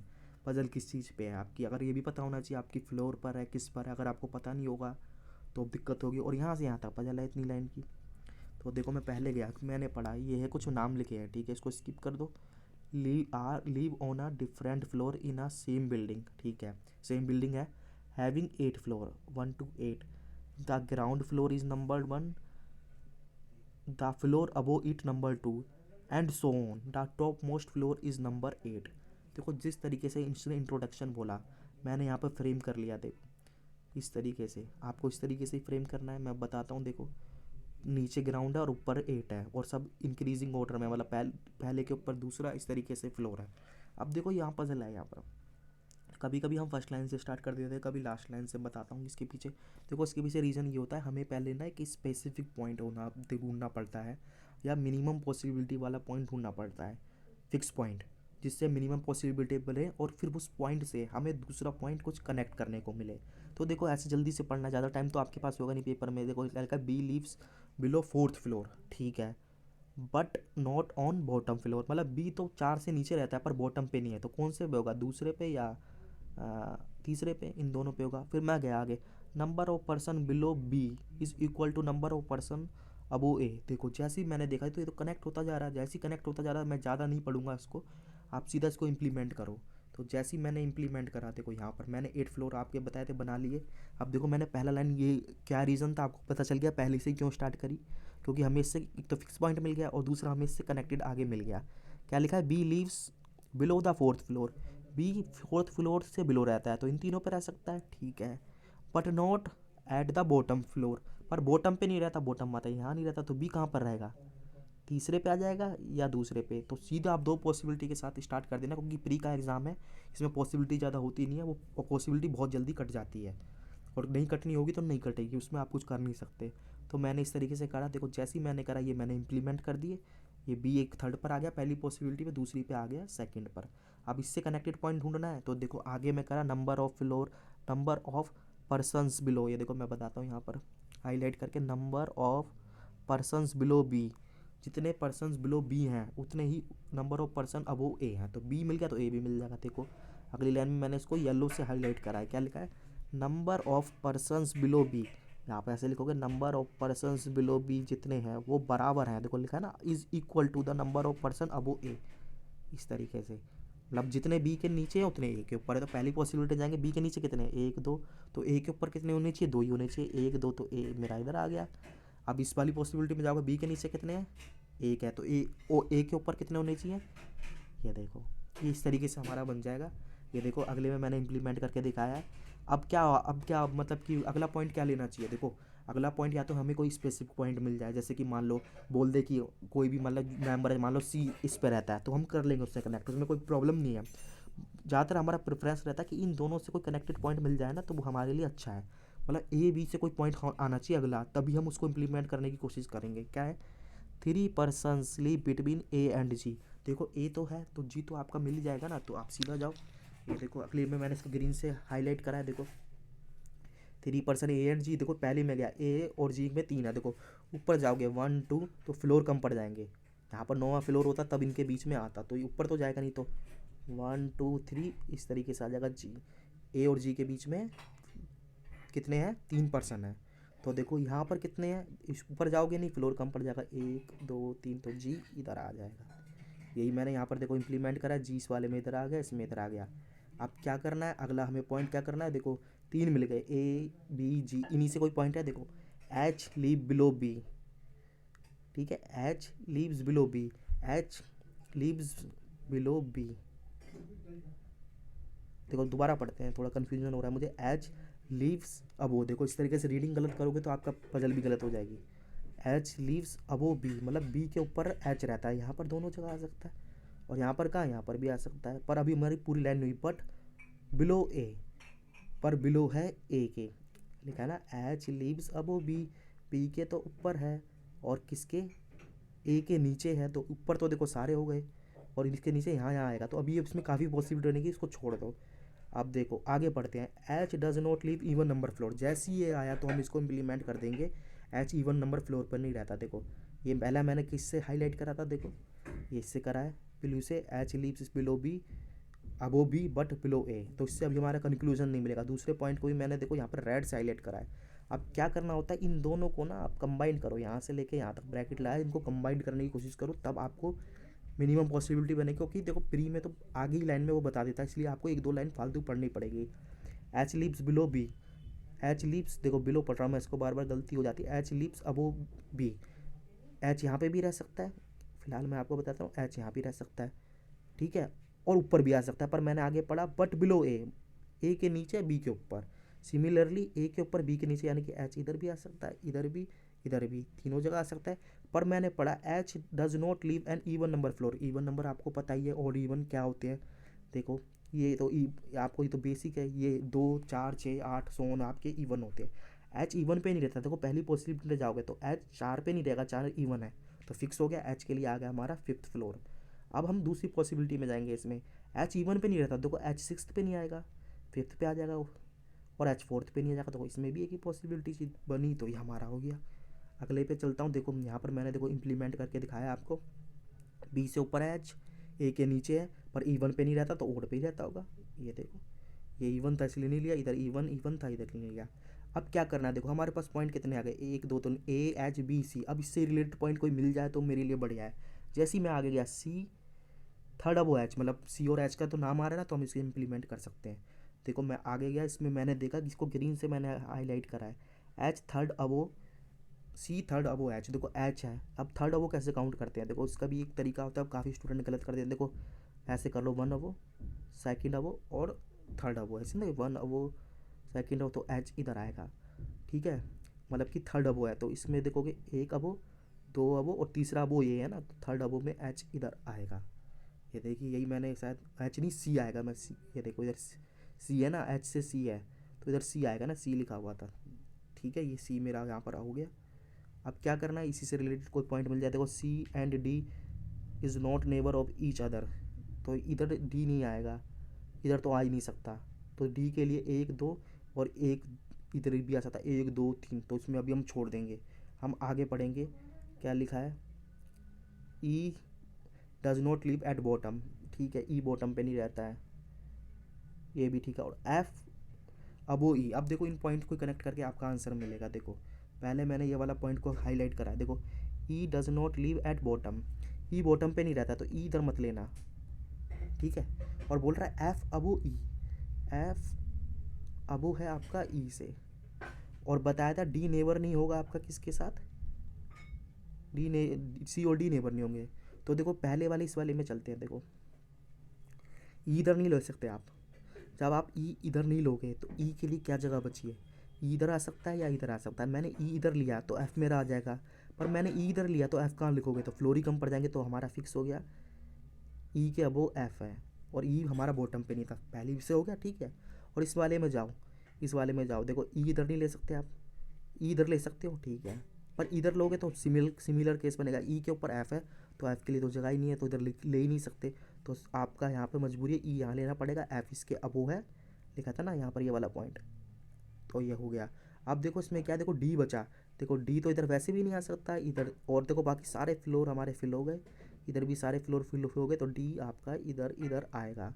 ये देखो यही मैंने आगे करा हुआ, देखो इस तरीके से, फिर ये देखो ये, फिर ये, और ये देखो। अब देखो हमारी पजल यहाँ पर पूरी हो गई, और ये वाला पॉइंट था देखो सी और डी, कोई मतलब ही का नहीं था, वैसे भी नहीं आया सी और डी, और देखो पूरी पजल हमारी हो गई, और हमारी क्या कहते हैं पॉसिबिलिटी कटी भी नहीं। देखो ऐसा भी हो सकता है एग्जामिनेशन में आपकी पॉसिबिलिटी कटे ना, वो 2 पॉसिबिलिटी में भी पूछे आंसर। उसमें क्या होता है, जब 2 पॉसिबिलिटी में वो आंसर पूछता है तो वो कंडीशन से पूछता है, तो इसके अंदर आपको ध्यान देना पड़ेगा। अब ज़्यादातर स्टूडेंट को क्वेश्चन काफ़ी ईजी था, ये मुश्किल से 2 मिनट के अंदर 2 ढाई मिनट में हो जाएगा, पर अब क्या होगा, स्टूडेंट सोचेगा यार 2 पॉसिबिलिटी कैसे आ गई, शायद मैंने कहीं गलती कर दी है, तो वो उसे रीचेक करने लग जाएगा। आपको रीचेक नहीं करना, आपको अपनी रीडिंग पर, रीडिंग स्किल पे भरोसा रखना है कि हाँ मैंने जो पढ़ा है ठीक पढ़ा है और सही है ये, नहीं तो रीचेक करोगे तो फिर आपका एग्जाम में दिक्कत होगी। देखो अब मैं सीधा क्वेश्चन पर चलूँगा, क्वेश्चन किस टाइप से पूछ सकता है। इधर क्या लिखा है, if A lives on 6th floor, if मतलब कंडीशन बता रहा है, if A lives on six floor, A six पे रहता है। देखो ए इधर कहाँ है, ए इधर मेरे को दिखाई नहीं, हाँ ए सिक्स पर है, ए वाला ए इधर सेवन्थ पे है, तो इसकी तो बात ही नहीं कर रहा, इसको काट दो फिलहाल, आप मतलब माइंड में काट देना। ए सिक्स पे रहता है, ठीक है, floor. Then B on which floor, अगर ए सिक्स फ्लोर पर रहता है तो उसी फ्लोर में बी कितने पे रहेगा, तो बी आपका रहेगा थर्ड पर। ये देखो बी आपका थर्ड पे आ गया। इस तरीके से आंसर करने होते हैं इसके, ठीक है। आप देखो फिर कंडीशन लगा के इसे पूछेगा, सारे कंडीशन लगा के ही पूछेगा, क्योंकि इसमें दो पॉसिबिलिटी है, या फिक्स पॉइंट पूछेगा। If G lives on third floor, G third पर है, कहाँ ये देखो, ये रहा जी थर्ड पर, मतलब इस वाली की बात कर रहा है, इसको काट देना माइंड में। Then how many person live above F, तो तब एफ के अबो कितने हैं, देखो एफ ढूंढ लो सीधा, एफ इसके अबो देखो एक और दो, तो दो अबो कहीं है, ये रहा आंसर। अगला देखो क्या पूछता है, इसमें कंडीशन नहीं है, क्या है, how many person between C and P, देखो सी और बी के बीच में कितना, सी और बी ये रहा, पहली वाली में सी और बी ये रहा, तो देखो इसमें सी बी के बीच में एक दो तीन चार आ रहे हैं, ठीक है, इधर शायद पाँच आ रहे हैं। तो देखो जब चार या पाँच है तो हम बता नहीं सकते, या तो हमारे ऑप्शन में दिया हो कि आइदर फोर आइदर फाइव, तो ऐसा तो कोई ऑप्शन है तो ठीक है, देखो नहीं है। जब ऐसा ऑप्शन ना हो तो हम कौन सा करेंगे, देखते तो नन ऑफ द अबव है। इसमें काफ़ी कन्फ्यूजन होता है, नन ऑफ द अबव का मतलब होता है जो ऊपर दिया है उसमें से नहीं है, पर ऐसा नहीं है, हम यहाँ पर बता ही नहीं सकते, तो हमारा आंसर होगा सी एंड डी। आगे चलता हूँ, देखो क्या बोल रहा है, how many persons live between C and G, देखो सी और जी, देखो सी ये रहा और जी देखो ये रहा, सी और जब जी अब ये है, तो देखो सिमिलरली इसमें क्या कंडीशन आई, एक दो तीन चार पाँच, पहले वाले में पाँच है और इसमें एक दो तीन चार, चार है, तो हमारा क्या होगा, देखो या तो चार या पाँच में से आइदर और का ऑप्शन दिया हो, नहीं तो आएगा हमारा, देखो इसमें आइदर और दे रखा है, इसमें आइदर और का मतलब है या तो चार रहेंगे पाँच, तो ये हमारा ऑप्शन आंसर यही होगा। नेक्स्ट पे चलता हूँ, ये देखो लास्ट क्वेश्चन है, क्या लिखा है, who lives on fifth floor, fifth कौन रहता है, देखो यहाँ पर फिफ्थ पे देखो ध्यान देना, फिफ्थ पे एच है दोनों जगह, इधर दोनों जगह एच है, तो हमारा आंसर यहाँ पर सी एंड डी नहीं आ सकता, क्योंकि दो फिक्स है दोनों पर, तो हम फिक्स बता सकते हैं, तो एच कहीं दिया है तो ठीक है, नहीं तो नन ऑफ द वो आता, सी एंड डी मत कर देना इसका आंसर, तो हमारा आएगा, यहाँ पर एच दे रखा है, ठीक है, ये हो गया।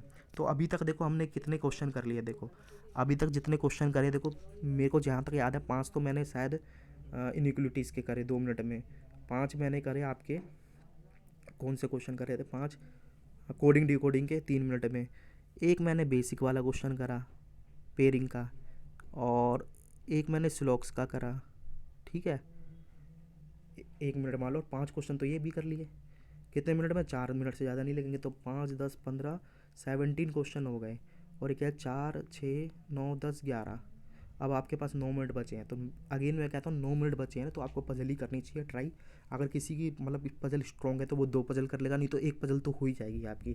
17 क्वेश्चन मैंने अटैम्प्ट कर लिए हैं, तो देखो पजल अब कौन कौन सी बची है, देखो एक तो मेरी ये वाली पजल बची है, ये देखो पीछे चलता हूँ, ये कौन सी, रो वाली, आप रो वाली ट्राई कर सकते हैं इसको, ये पजल देखने में काफ़ी छोटी है, इसको करके ट्राई करो, नहीं तो आप दूसरी पजल भी कर सकते हो, कौन सी वाली थी दूसरी पजल, सर्कल वाली थी, इसमें सम इन सम आउट थे, तो देखो मैं इसके लिए आपको इसको 3 मिनट देता हूँ, 3 मिनट में इसको ट्राई करो, फिर मैं बताता हूँ कैसे होगी ये puzzle solve.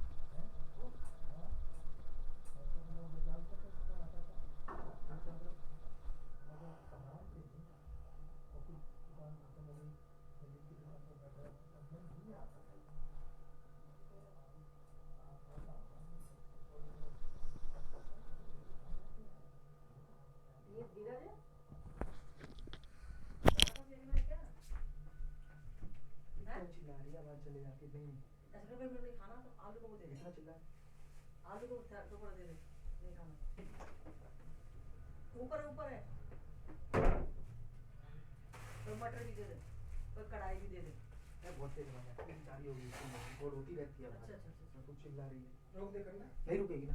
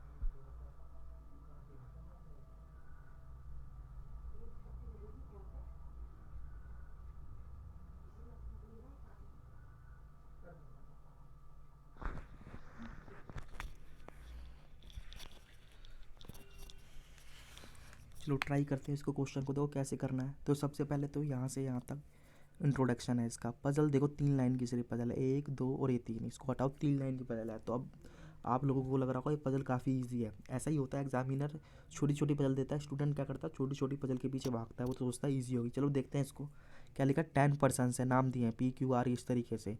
Are sitting in a row facing north, मतलब सारे नॉर्थ हैं तो ईजी है। पर यहाँ एक वर्ड दिया है ना, ये देखो ये वर्ड दिया है, no two consecutive alphabet sit together.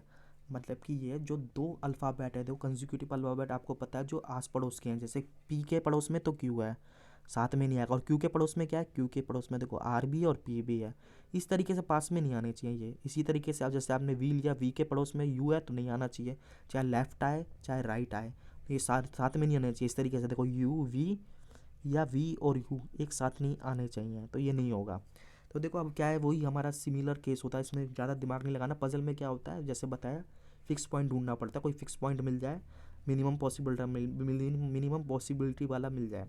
तो देखो यहाँ क्या लिखा है, X and R sit at corner. तो देखो अभी तो उससे डिसाइड नहीं हो सकता, एक्स और आर तो 2 पॉसिबिलिटी बनेगी, या तो एक्स इधर वाले में बैठा होगा या इधर इसी तरीके से इस तरीके से बैठा होगा। तो इसको छोड़ दो अभी, एक्स और वाई, ठीक है ना। तो 2 ही, हाँ 2 ही बनेंगे क्योंकि तो रो तो एक ही है, ठीक है। एस टू अवे आर, देखो जो ये 2 अवे लिखा है ना, ये किस तरीके से काउंट होता है, ये 2 अवे है, मतलब कि ये लेफ्ट में भी हो सकता है राइट में भी। इसमें राइट नहीं बोला है ना लेफ्ट बोला है, दोनों जगह, तो ये भी फिक्स नहीं है। टी फोर्थ अवे आर, ये भी नहीं है।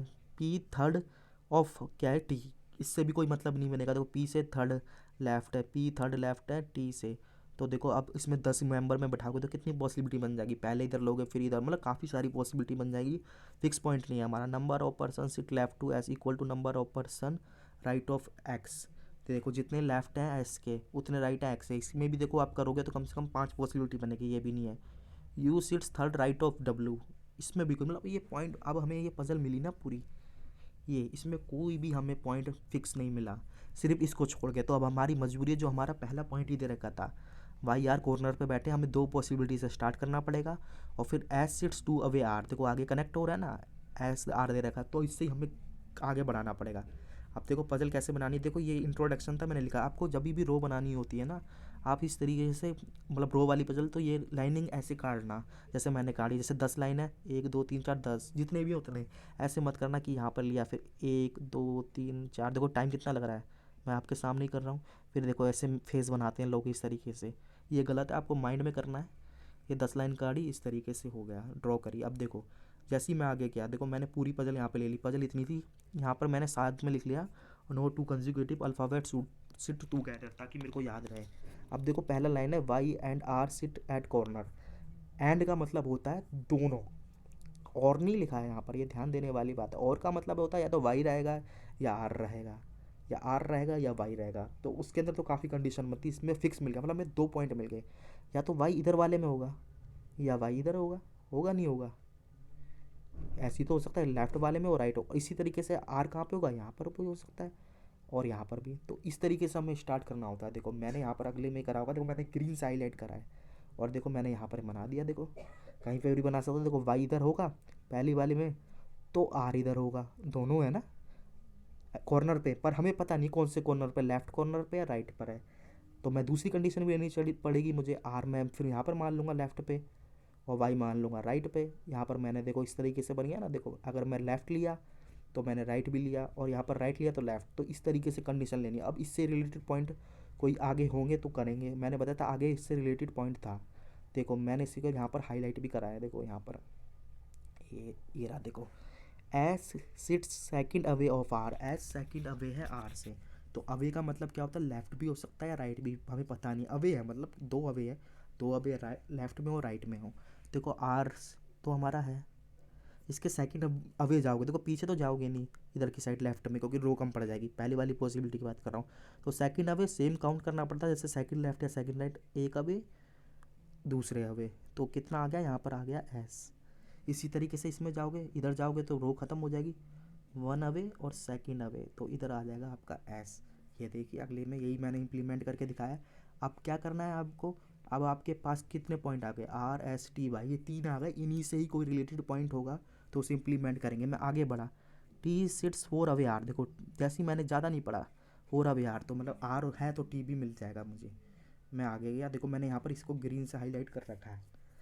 टी फोर्थ अवे, मतलब फोर्थ अवे है, ये पता नहीं है लेफ्ट या राइट है, किससे, फ्रॉम आर, आर से, देखो आर ये है, एक अवे, दो, तीन, चार, इधर आ जाएगा आपका, क्या था, टी था ना। अब यहाँ पर आ रहा है, एक अवे, दो, तीन, चार, तो टी इस बार इधर आ जाएगा। ये देखिए यहाँ क्लियर लिखा हुआ है, देखो आर के फोर अवे, एक अवे, दो अवे, तीन अवे, चार अवे, ये one, second, third, fourth away. आप देखो सिमिलरली हमें 4 पॉइंट मिल गए, इससे रिलेटेड कोई ना कोई पॉइंट जरूर दिया होगा, वही इंप्लीमेंट करना है, वो हमारे लिए काफ़ी यूज़फुल होगा। पी सिट्स थर्ड लेफ्ट, देखो लेफ्ट की बात आ गई, और टी हमें दे रखा है तो उसको इम्प्लीमेंट करते हैं सीधा। देखो ये मैंने आपको ऑरेंज से हाईलाइट करा है, P seats third away of T, T है ये वाला, इसको क्लियर करता हूँ। P seats third left, away नहीं है, देखो लेफ्ट है, किससे, टी से, देखो टी से है तो टी मेरा ये रहा पहली कंडीशन में। लेफ्ट के लिए मेरे को पता है लेफ्ट हैंड साइड पे जाना पड़ेगा, कितना है, थर्ड लेफ्ट, तो देखो एक लेफ्ट, दो लेफ्ट, तीन लेफ्ट, तो इधर मेरा आ गया पी। पर इधर भी जाओगे, देखो इसमें भी जाओगे तो देखो एक लेफ्ट, दो लेफ्ट, तीन लेफ्ट, तो पी इधर आ जाएगा। दोनों कंडीशन सेटिस्फाइड हो गई। यहाँ लेफ्ट बोला था, अवे नहीं बोला था, देखो ये हो गया, ये मैंने इम्प्लीमेंट कर दिया। अब मुझे इन्हीं से रिलेटेड जितने मेरे पास पॉइंट आ गए, इन्हीं से ही रिलेटेड कोई ना कोई पॉइंट मिल जाए तो सही है। क्या है, number of person left to S, S है कहीं, एस मिल गया था शायद मुझे, हाँ एस तो मिल गया था, is equal to number of person right to X. तो अभी इसको मैं इम्प्लीमेंट करता हूँ सीधा। ये देखो मैंने पूरा यहाँ पर ग्रीन से हाईलाइट करा है, यहाँ पढ़ के दिखाता हूँ। Number of person sits left to S, S के जितने लेफ्ट में पर्सन है, इज़ इक्वल, मतलब वो बराबर है, number of person sit right to X. मैंने इस तरीके से ड्रॉ कर लिया, देखो ये आपको ईजीली समझ आ रहा होगा। जितने एस के लेफ्ट में है उतने एक्स के राइट में होने चाहिए। अब इन दोनों में से कोई मिल जाए, देखो एस तो मिल गया मेरे को यहाँ पर, एक्स के लेफ्ट में कितने हैं, एक दो, लेफ्ट साइड जाएंगे तो मतलब एस के लेफ्ट में कितने, एक दो, तो एक्स के राइट में कितने होने चाहिए, दो ही होने चाहिए, तो एक दो, तो एक्स इधर आ गया। सिमिलरली इसमें देखोगे आप, ठीक है, एक मिनट, ये क्या हो गया, तो मैं बैक करता हूँ थोड़ा, ये शायद मैंने आगे स्लाइड बढ़ा दी, यहाँ तक हो गया था ना हमारा, एक मिनट,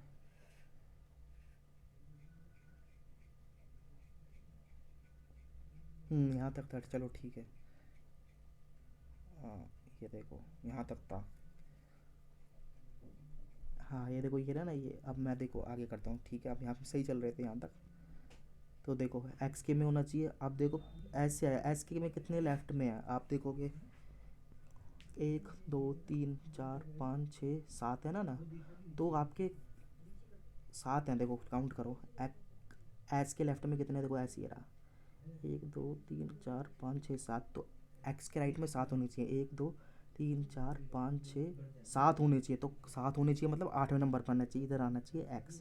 देखो ऑलरेडी पी बैठा है तो ओवरलैप हो जाएंगे, तो एक साथ तो आएंगे नहीं, एक चेयर पे एक है, तो ये हमारी कंडीशन हट जाएगी, मतलब ये वाली पॉसिबिलिटी हमारी कम हो जाएगी, मतलब ख़त्म हो जाएगी। समझ आया हुआ, देखो पी इधर, देखो इधर तो ईजिली हो गया था, एस के लेफ्ट में कितने थे, एक दो, तो एक्स के राइट में दो, इधर एक्स के लेफ्ट में देखो, एस के लेफ्ट में कितने, एक, दो, तीन, चार, पाँच, छः, सात, तो एक्स के राइट में कितने होने चाहिए, सात, देखो एक, दो, तीन, चार, पाँच, छः, सात, यहाँ होना चाहिए, तो ये इस तरीके से हट जाएगा। आगे चलते हैं, देखो यही मैंने यहाँ पर हटा दी ये वाली कंडीशन, अब एक बची है हमारी, एक कंडीशन बची है सिर्फ, ये तो हट गया, देखो रेड से मैंने बता दिया इधर आएगा नहीं, इसको हटा दो। तो देखो अब हमारे पास एक ही लाइन बची है, ये मैनेज कर दी तो आपकी पूरी पजल बन जाएगी। यू सिट्स थर्ड राइट, सी एकदम सिंपल दे रखा है, यही होगा ना ऐसे, एक राइट, दो राइट, तीन right, you third right of W. देखो ये तो हमारा बन जाएगा, पर आपको ना साथ में एक पॉइंट रखना पड़ेगा, ये मेरा अनहाइलाइटेड है, no two consecutive alphabet sit together, दो अल्फ़ाबेट है ना वो सिट टुगेदर नहीं होने चाहिए, जैसे मैंने बताया था। देखो यहाँ पर मैं प्लेस करता हूँ, डब्लू आ जाएगा, एक, दो, तीन, यू आ जाएगा, ठीक है, और देखो शायद, और दूसरा देखो यहाँ पर भी डब्लू लिख सकता हूँ, एक, दो, तीन, यू आ गया, और बाकी तो यहाँ पे ऐसे ले लोगे, तो दो पॉसिबिलिटी बनी मेरी यहाँ पर। ये देखो यहाँ पर मैंने प्लेस करा, पहली पॉसिबिलिटी ये बनी और दूसरी ये बनी, ठीक है।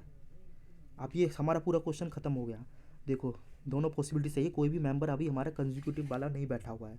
और देखो मैंने यहाँ पर मेंबर भी लिख लिया ताकि आपको ईजिली समझ आए। तो देखो अब कितने बचे हैं, एक दो दो मेंबर बचे हैं यहाँ पर। देखो 1 2 3 4 5 6 7 8 हो गए, तो 2 ही तो बचे। देखो अब ढूंढो कौन सा बचा है। देखो आर तो हो गया, क्यू नहीं हुआ है तो क्यू मैंने साइड में लिख लिया, ठीक है।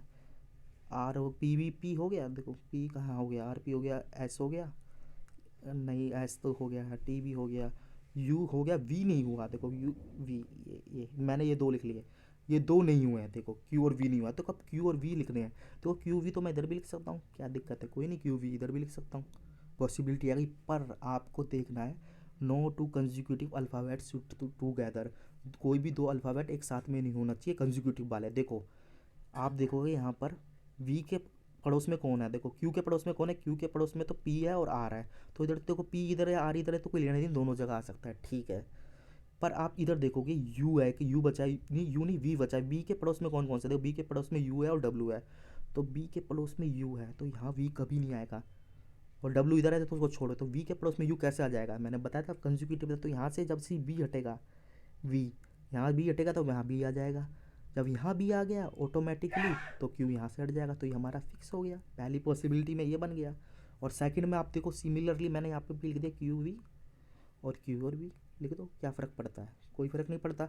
मगर आपको चेक करना कि अगले में क्या है। देखो क्यू है ना, क्यू किस किस के पड़ोस में है, देखो पी और आर, पी आर नहीं आ रहे, पी आर नहीं आ रहे, ठीक है। वी के पड़ोस में क्या है, देखो वी के पड़ोस में यू और डब्लू, तो यू डब्लू नहीं है इधर, ठीक है आ जाएगा। पर यहाँ देखोगे तो वी के पड़ोस में तो डब्लू है, तो कैसे आएगा, यहाँ से हटेगा ये वी, तो वी यहाँ आ जाएगा। जैसे ही यहाँ पर वी आ गया फिक्स हो गया, यहाँ पर मतलब कि यहाँ पर क्यू फिक्स हो गया तो यहाँ पर ऑटोमेटिकली वी फिक्स हो जाएगा। ये देखो, ये देखो इस तरीके से पजल बनेगी। देखो ये देखो आपने देखा किस तरीके से पजल बनी। देखो ये पजल बहुत इजी थी कहने के लिए, स्टूडेंट ये कहेंगे जिसने नहीं करी होगी ना, ये तो 3 लाइन की पजल है। पर मेरा कहना मानो इसके अंदर आपको 5-6 मिनट लग जाएंगे इसको करने में, क्योंकि इसके अंदर काफ़ी कंडीशन है और पॉसिबिलिटी आ रही है। तो इस चीज़ के लिए भी तैयार रहना है कि कभी पॉसिबिलिटी आए। और देखो ये वर्ड था ना, ये नो टू कंजिक्यूटिव अल्फ़ाबेट, इसने इस पूरी पजल को 3 लाइन की पजल को थोड़ा मॉडरेट बना दिया। आप देखो इसके क्वेश्चन कैसे पूछेगा, इसमें 2 पॉसिबिलिटी है तो पॉसिबिलिटी बेस पे पूछेगा। देखो हम सीधा करते हैं इनके क्वेश्चन को बिना टाइम बर्बाद। Who second right of S, S ढूंढो। देखो एस के सेकंड राइट में कौन है, 1 और 2 टी है। और इधर भी देखना पड़ेगा आपको, दोनों में देखना पड़ेगा, 1 और 2 टी। इसके देख सेकंड राइट में कौन आ रहा है, टी, इधर भी टी आ रहा है तो फिक्स हो गया। तो टी आएगा आपका आंसर, ये रहा टी, फिक्स है ना, आपको दोनों तरफ भी टी आ रहा है। आगे मैं चलता हूँ, क्या बोल रहा है, who sit second right of T.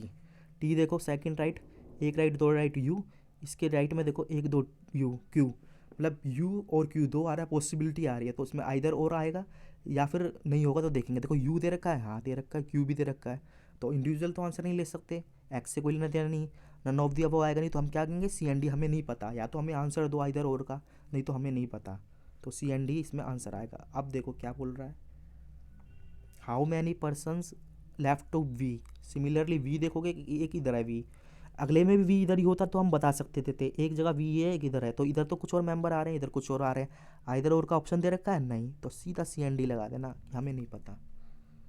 आगे चलते हैं, ये देखो आप देखो कंडीशन बता दी, इफ़ बता दी ना, फिक्स है। If V sits fourth from left hand, देखो लेफ्ट हैंड ये वाला आपको पता ही है, कह रहा है वी फोर्थ है फ्रॉम लेफ्ट हैंड से। देखो 1 2 3 इधर वी नहीं है तो इस कंडीशन की बात नहीं कर रहा है, इसको हटा देना माइंड में। इधर देखो 1 2 3 वी, मतलब इसी वाली रो की बात कर रहा है। If V fourth from left hand then how many person sits right to V, तब वी के राइट कितने होंगे। देखो 1 2 3 4 5 6, 6 है कहीं, ये रहा अगला है, ये देखो who seats immediate left of T, T के इमीडिएट लेफ्ट कौन है, देखो इधर तो डब्ल्यू है इधर वी है, तो आइदर और का ऑप्शन आए, नहीं तो हमें नहीं पता, सी एन डी सीधा। तो देखो इस तरीके से ये पजल सॉल्व होती है। आई होप आप लोगों के समझ आई होगी, ये पजल काफ़ी अच्छी थी। तो देखो आपने कर ली पजल, अब कितने, देखो हमने शायद अब तक हमने 5 तो हमने एक वो करा था इनइक्वलिटीज़, 5 मैंने करा था कोडिंग डिकोडिंग, 5 मैंने पहली वाली एक अभी करी थी, क्या कहते हैं फ्लोर वाली, और 5 ये वाली हो गई, 20 क्वेश्चन हो गए। और 2 क्वेश्चन तो मेरे कौन से थे, 2 क्वेश्चन मेरे वैसे थे, एक सिलोक्स, तो 5 10 कितने हो गए, 22 क्वेश्चन हो गए। और हमारे पास टाइम कितना बचा है, अब टाइम देखते हैं इसके अंदर। ये देखो इस तरह लिए थे मैंने, शायद मेरे पास अभी 9 मिनट बचे थे इससे पहले, तो इसमें 5 मिनट मान लो, ये पजल अच्छी है तो 4 मिनट है, जब 4 मिनट बचते हैं तो अगेन मैं कहता हूँ कि आप 4 मिनट में, एक तो हमने बी आर का मतलब ब्लड रिलेशन का क्वेश्चन को स्किप किया था, तो उसको मत करो, क्योंकि देखो उसमें तो 3 नंबर के मार्क्स हैं। अगर आपकी पजल बनेगी तो 5 नंबर की हो जाएगी। आप किसी क्वेश्चन को ट्राई करके कोशिश करो कि आया ही नहीं आया ढंग का। देखो ये वाली पजल हो गई, ये भी हमने कर ली थी। देखो एक तो पजल बची है पोस्ट वाली, उसमें तो वो है, क्या कहते हैं, वेरिएबल, तो उसको छोड़ देना। ये वाली करते हैं। देखो इसमें सर्कल है, सम इन सम आउट, यहाँ से लेते हैं इसको। तो इसको ट्राई करो, अगर ये बन गई तो ये 1 2 3 4 5 लाइन की, 5 लाइन की पजल है, ये बन गई तो इजीली हो जाएगा। मैं 3 मिनट देता हूँ, उसमें ट्राई करो इसको।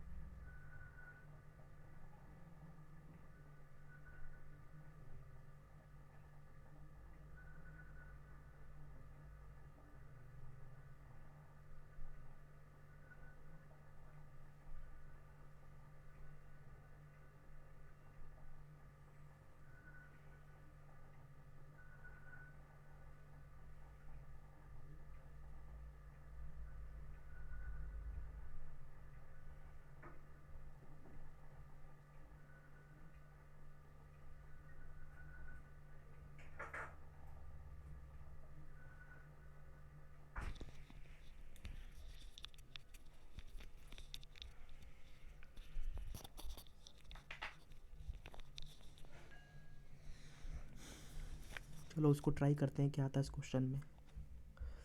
ये देखिए, देखो अप्रोच हमारी सेम रहेगी। यहाँ से यहाँ तक इंट्रोडक्शन है पजल का। पजल हमारी इतनी है, तो पहले हमें इंट्रोडक्शन पढ़ना जरूरी है। क्या लिखा है, 8 पर्सन नाम दिए हैं, ठीक है। Are sitting around a circular table, ठीक है, but not necessary in same order. Some of them are facing towards centre and some of facing towards outside, ठीक है। यहाँ तक यहाँ हमारा पजल है। और यहाँ पर देखो ये लाइन है ना, ये line, no 3 adjacent person faces same direction. देखो इसका मतलब क्या है, इसका मतलब है जो एडजेसेंट मतलब होता है पड़ोसी, मतलब जो 3 होंगे वो सेम डायरेक्शन नहीं करेंगे। मतलब कोई भी 3 ऐसा नहीं होना चाहिए सर्कल में बैठे हैं, जैसे ये सर्कल है इसमें 3 पर्सन बैठे हैं, 1 2 3, तो ये तीनों के तीनों आपके नॉर्थ देख रहे हो या तीनों के तीनों साउथ, ऐसा कभी केस बनेगा नहीं, इसने बोल दिया है। तो अब हम सीधा पजल स्टार्ट करते हैं। पजल स्टार्ट करने का तरीका वही है, फिक्स पॉइंट ढूंढेंगे इसके अंदर। देखो B second left of P who is not neighbour, who is not an immediate neighbour of R. देखो फिर इसमें अभी हमें कुछ पता नहीं है, इस पी का फेस नहीं पता, तो फेस मिल जाए तो ठीक है, नहीं तो फिर हम देखते हैं क्या करना है। सेकंड लेफ्ट ऑफ डी नहीं पता फेस,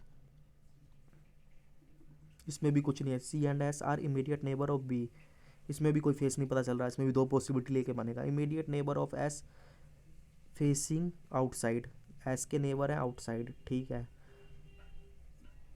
किसी पर्सन का फेस मिल जाए तो ज़्यादा बढ़िया। C second left right of Q who faces, देखो सेंटर। अब देखो हमें ये मिल गया, जैसे मेरे को इतना पॉइंट मिला, मैंने यहाँ तक देखा और देखो इससे कोई रिलेटेड पॉइंट है, आप देखोगे पर तक तो कोई रिलेटेड पॉइंट शायद नहीं आया था। देखो Q second right of R, Q second right of R, देखो सी और क्यू है कहीं, देखो C second left of D, तो यहाँ से हमें कनेक्ट हो जाएगा। अब देखो सीधा मैं चलता हूँ इसके अंदर पजल में, मैं सीधा गया। देखो मैंने यहाँ पर आपको हाईलाइट करके बताया कि ये वाला पॉइंट लेंगे सबसे पहले हम, क्योंकि इसमें फेस दिया है सी थर्ड राइट ऑफ क्यू और हु फेसिस। देखो हु मैंने कई बार बताया, हु मतलब सेकंड पर्सन, फर्स्ट पर्सन मेरा सी है, सेकंड क्यू है, तो हु मतलब बताता है सेकंड पर्सन को, या आप ऐसे याद रख सकते हैं जो हु है ना, हु से पहले जिसका नाम दिया है उसी के बारे में बात कर रहा है हु, यानी कि हु मतलब क्यू के बारे में। क्यू फेसिस टूवर्ड सेंटर और सी थर्ड राइट ऑफ क्यू, तो हमें इजीली मिल जाएगा। देखो मैं इसको सीधा इंप्लीमेंट कर देता हूँ बिना टाइम बर्बाद करे। देखो यहाँ पर मैंने करा, इसके अंदर हमें फेस भी ढूंढने पड़ेंगे, तो देखो क्यू तो देखो मेरा कहाँ पर है, सेंटर है, तो मैंने देखो सेंटर की तरफ फेस कर लिया। और थर्ड राइट है सी से, देखो थर्ड राइट है तो सेंटर दिख रहा है, तो थर्ड राइट के लिए हम किस तरफ चलेंगे, एंटी क्लॉकवाइज, एक राइट दो राइट और तीन राइट, इस तरीके से। और लेफ्ट में चलना होगा क्लॉकवाइज, तो हमारा लेफ्ट होगा, इधर राइट होगा जब अंदर देख रहा हो। फिलहाल मैं अंदर की बात कर रहा हूँ, तो ठीक है इतना मेरा हुआ। अब मैं इससे रिलेटेड अगला पॉइंट गया, देखो एक मिनट इसको चालू कर लेते हैं।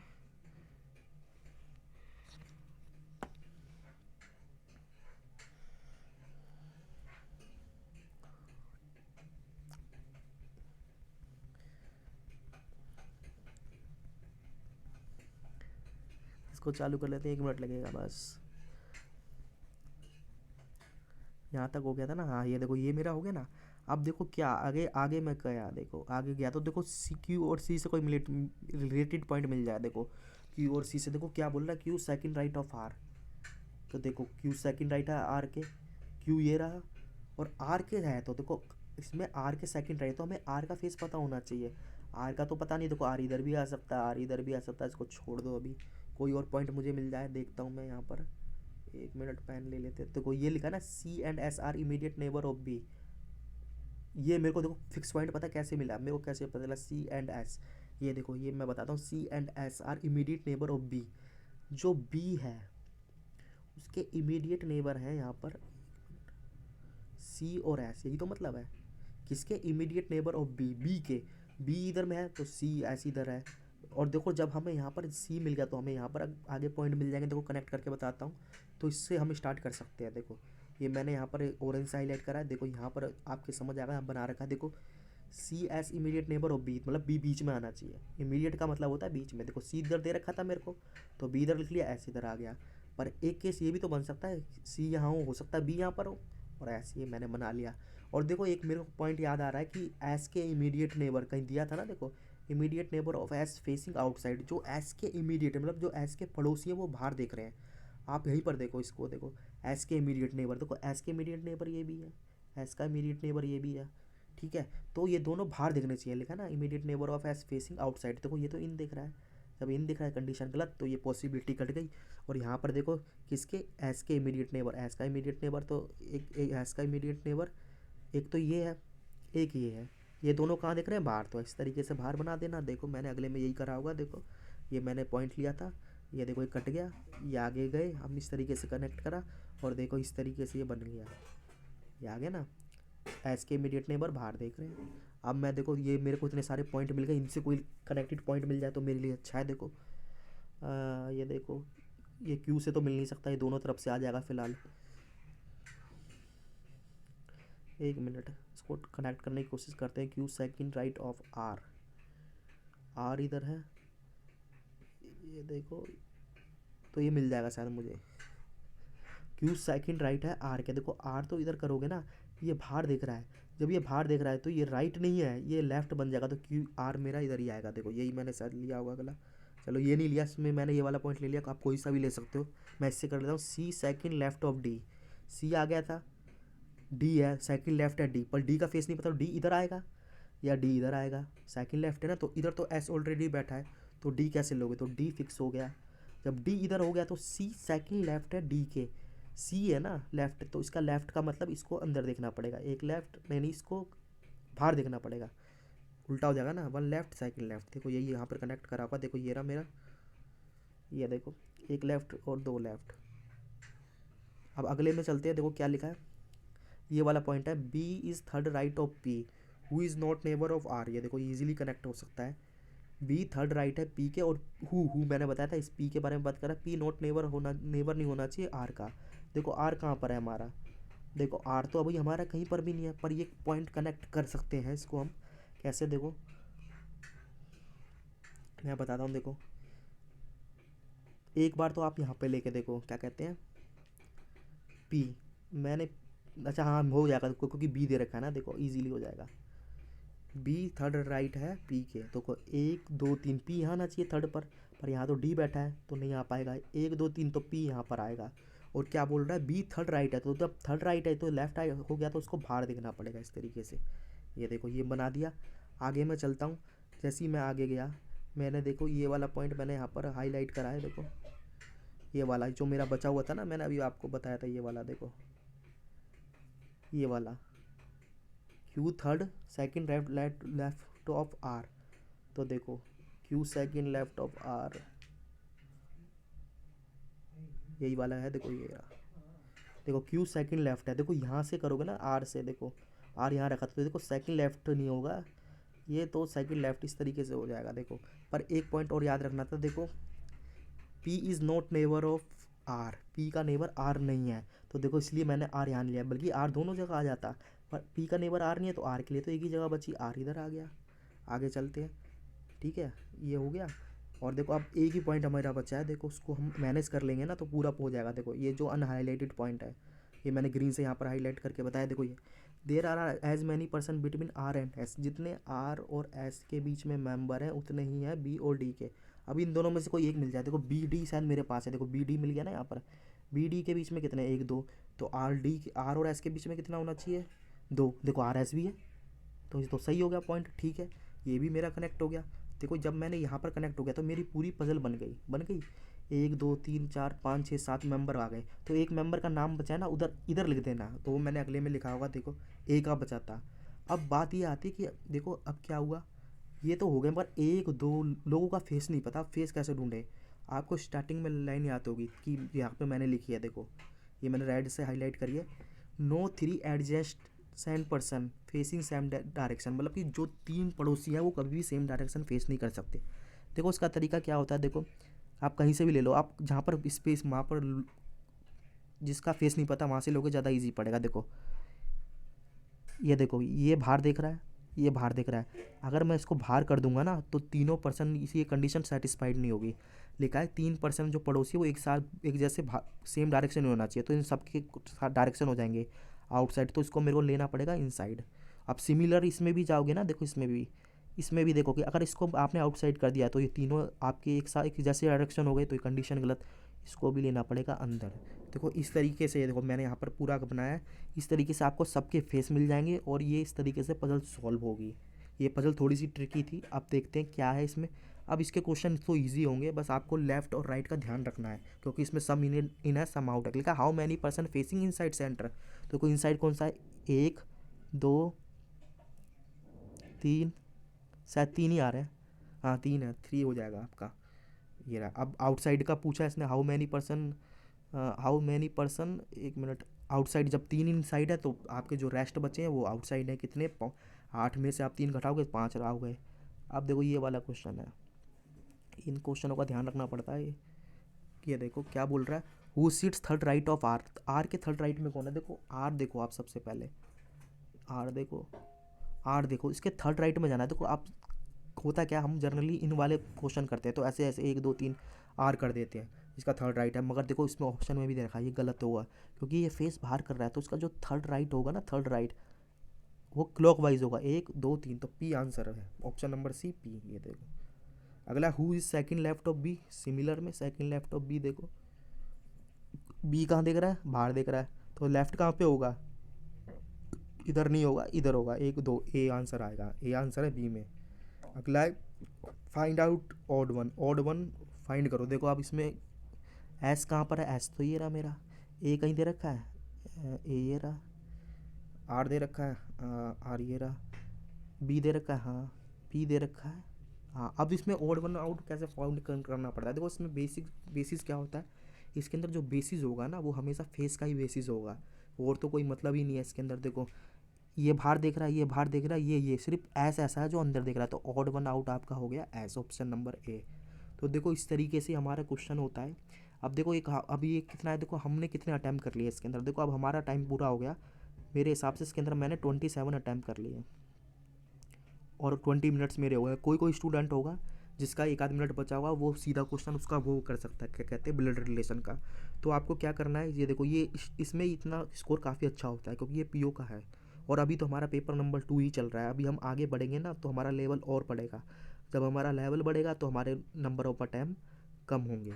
तो ये ध्यान रखना। देखो अब सीधा एक तो ये पजल बची है, इस पजल को करने से पहले ना मैं आपको सीधा उस पर चलता हूँ, जो ब्लड रिलेशन है वो कैसे करना था। इसमें बिना टाइम बर्बाद किए, क्योंकि अब मोस्टली स्टूडेंट होंगे, उनका जो मतलब कि टाइमिंग होगा अलॉट है 20 मिनट, वो पूरे होंगे। वो अगर उन्होंने 27 भी यहाँ पर अटैम्प्ट करे हैं ना, तो मानो बहुत अच्छा स्कोर है, क्योंकि ये पेपर इतना ईजी नहीं आता है इसका कि आप क्लर्क की तरह 35 कर सके। देखो इसमें क्या करना है, देखो ये सीधा क्वेश्चन है, ये देखो पहले इसको पढ़ लो, 3 क्वेश्चन है। अगर 1 आध मिनट बचा तो 1 1 मिनट में भी हो सकते हैं question. A family consisted of 6 members, नाम दिए हैं, ठीक है। अब सीधा बनाना स्टार्ट करो, ज़्यादा मत पढ़ो। इसके अंदर क्या लिखा है, Q is son of R, क्या लिखा है, 6 मेंबर है, क्यू सन है आर का। तो देखो क्यू के बारे में पता है, तो क्यू ये जनरेशन नीचे तो नीचे लिया, सन के लिए मैंने स्क्वायर बना दिया, सन ऑफ आर। तो आर का जेंडर नहीं पता, पर अगली लाइन में ही बोला, मतलब इसी sentence, but R is not father. अगर क्यू सन है इसका आर का, आर फादर नहीं है तो आर क्या होगी, मदर ही तो होगी। ये रहा, देखा ना, Q son is of R but R is not father. अब देखो आगे देखो कोई मिल रहा है, देखो P and R married couple, अब सीधा मिल गया। तो मैरिड के लिए मैंने इक्वल टू बना लिया पी और आर, जब ये फीमेल है तो ये मेल होगा, बात ख़त्म। ये क्या था, पी था ये, ठीक है। ये भी मेरा हो गया, P R are married couple. अब देखो Y is brother of R, R ये है तो वाई इसका ब्रोदर है, तो वाई है ना ब्रोदर, तो वाई का जेंडर पता चल गया, ठीक है। X is daughter of P, x है डॉटर ऑफ पी, ये पी है, इसकी एक्स डॉटर है, मतलब कि डॉटर है, तो ये भाई बहन हो गए। इस तरीके से मैंने बना दिया, x is daughter of P,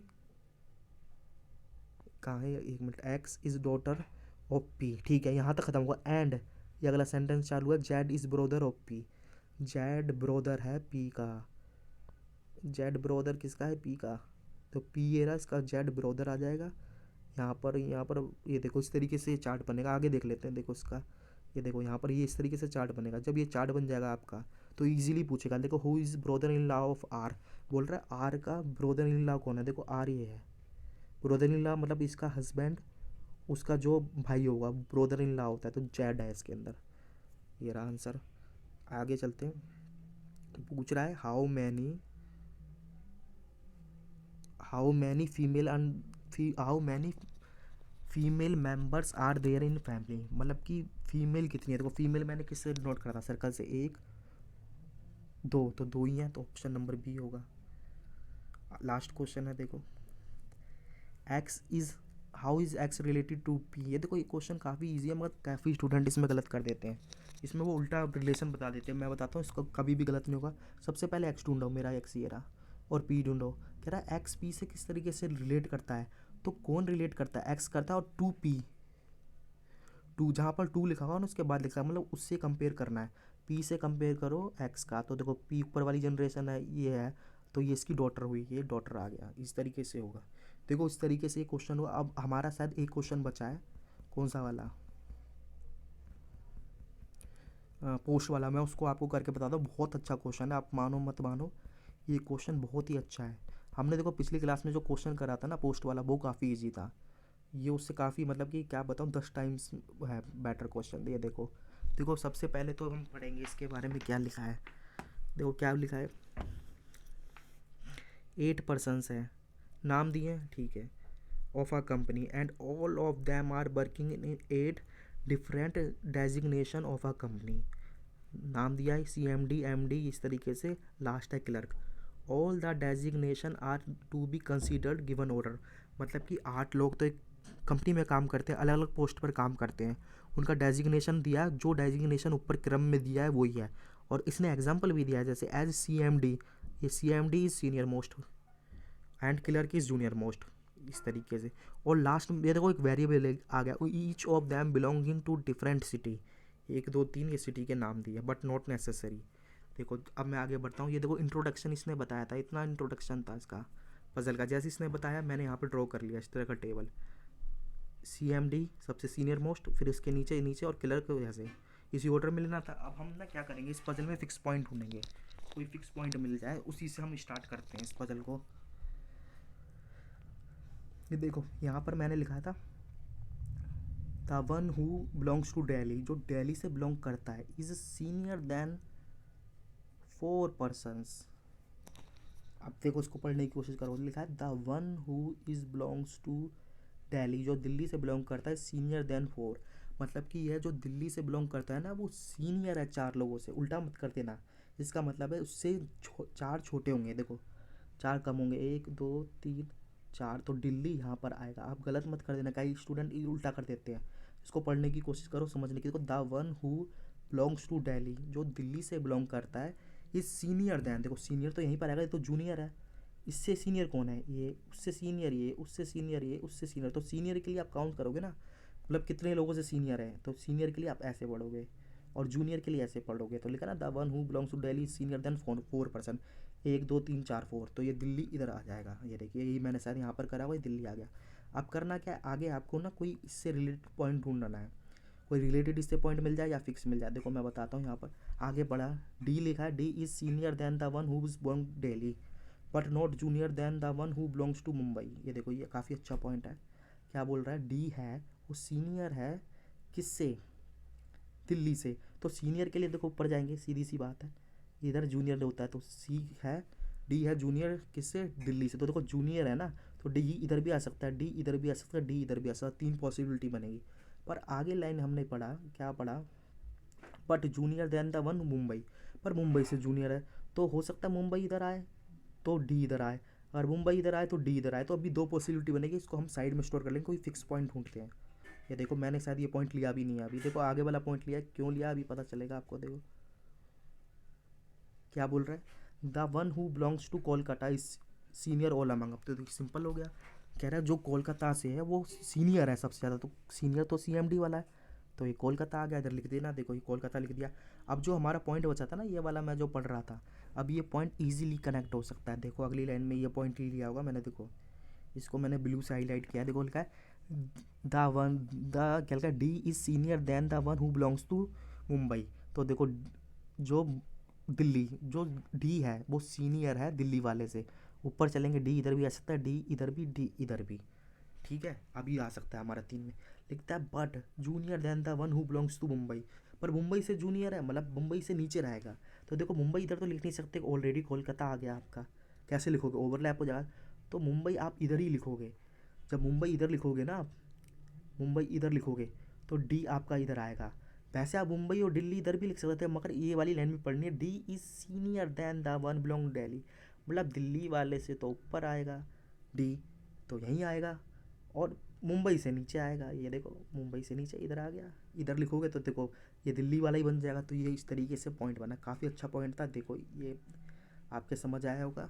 ये देखो दिल्ली वाले से सीनियर है डी, मुंबई वाले से जूनियर है, और मुंबई इधर ले नहीं सकते, ऑलरेडी कोलकाता था, और इधर मुंबई लोगे तो इससे सीनियर बन नहीं पाएगा, ठीक है। अब मैं नेक्स्ट पॉइंट पे चलता हूँ, देखो आगे पढ़ता हूँ मैं, 2 posts are between D and E, easily हो जाएगा, डी है तो ई मिल जाएगा ना, देखो मैं आगे गया, देखो मैंने हाईलाइट करी है लाइन, क्या बोल रहा है, 2 post are between D and E है ना, हाँ 2 पोस्ट हैं डी और बी, मतलब डी और ई के बीच में सिर्फ 2 पोस्ट है, तो ऊपर भी हो सकती है नीचे भी, देखो ऊपर काउंट करो 1 और 2, तो आपका ई इधर आएगा, पर पोस्ट ही खत्म हो गई तो ऊपर का कोई मतलब नहीं है, 2 पोस्ट है इनके बीच में, 1 पोस्ट ही है 1 पोस्ट ही है, तो ये आ गया आपका ई।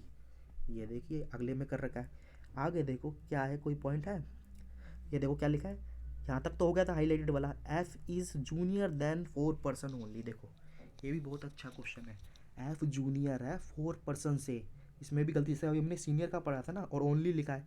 देखो जब हमारी किसकी बात आती है सीनियर की, तो हम नीचे से ऊपर जाते हैं, जब जूनियर की आएगी तो ऊपर से नीचे आएंगे।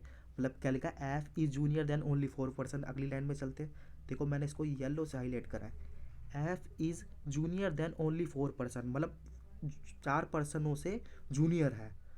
मतलब नीचे का आएगा, मतलब उससे 4% सीनियर होंगे, तो पहला सीनियर ये, दूसरा ये, तीसरा ये, चौथा ये, यही होगा ना। तो एफ ये आ गया इस तरीके से, देखो आ गया ना, F is junior than only 4%। इससे जूनियर, इससे तो एफ इधर आएगा। ये देखो यहाँ पे लिख रखा है। अब मैं आगे चलता हूँ पजल पे, कोई कनेक्टेड पॉइंट मिले। H is junior than all among, ये तो सिंपल पॉइंट है, मतलब एच सबसे छोटा है सब में, तो एच नीचे आएगा। ये देखिए यहाँ पर आ गया, एच इधर आ गया, जूनियर ना। अब देखो ये लिखा है जी बिलोंग्स टू पुणे, क्या इसको कनेक्ट कर सकते हैं? आप थोड़ा सा दिमाग लगाओ, क्या बोल रहा है, जी बिलोंग्स टू पुणे, मतलब जी के सामने पुणे आना चाहिए, दो वेरिएबल फिक्स हैं। तो देखो मैं किस तरीके से करता हूँ, देखो यही मैंने अगला पॉइंट लिया है ब्लू से हाईलाइट करके। देखो अगर मैं जी इधर लिखूंगा तो पुणे नहीं आ पाएगा, जी इधर लिखूंगा तो पुणे नहीं आएगा, क्योंकि ऑलरेडी इधर कोलकाता और मुंबई है। अगर इधर तो जी लिख नहीं सकता, डी लिखा है, चलो माने इधर जी लिखा तो पुणे कैसे आएगा? इधर जी नहीं लिख सकता, इधर जी नहीं लिख सकता, इधर नहीं लिख सकता, तो फिक्स है जी और पुणे इधर आएगा। कितना अच्छा पॉइंट था ये, देखिए। अब देखो क्या है अगला पॉइंट है, मैं देखता हूँ, देखो राइट से मैंने हाईलाइट करा है, the one who belongs to Noida, जो नोएडा को बिलोंग करता है, इज सीनियर देन पुणे। मतलब कि जो देखो सीनियर के लिए नीचे से ऊपर, मतलब पुणे से सीनियर है नोएडा वाला, तो नोएडा इधर भी आ सकता है, नोएडा इधर भी, नोएडा इधर भी। अभी नहीं पता, पर हमारी पूरी लाइन खत्म नहीं हुई। एंड को मेरे को पता है, एंड किसके बारे में बोल रहा है, फर्स्ट पर्सन यानी कि नोएडा के बारे में। And junior than the one who belongs to Indore. अब देखो इसको कनेक्ट करते हैं, इसको मैं साइड में लिख के बताता हूँ। देखो the one who belongs to Noida, तो नोएडा मेरा इधर भी आ सकता है, ठीक है। The one who belongs to Noida is senior than Pune, ठीक है, इधर आएगा। And junior than one who belongs to Indore, मतलब कि ये वाला, ये सीनियर है किससे, the one who belongs to Noida senior than Pune, and junior than the one who belongs to Indore. Indore से क्या है ये आपका, तो ये इधर भी आ सकता है, ये देखो ये इस तरीके से आएगा। तो अभी हम इससे डिसाइड नहीं कर सकते, क्यों पता क्यों नहीं करा, देखो मैं बताता हूँ। अभी इसमें देखो हमारे दो वेरिएबल चल रहा था, तो इधर भी आ सकता है इंदौर, इधर भी आ सकता है, या आपका नोएडा इधर भी आ सकता है। तो हम आगे चलेंगे, कुछ देखते हैं आगे कुछ पॉइंट मिले हमें कनेक्टेड।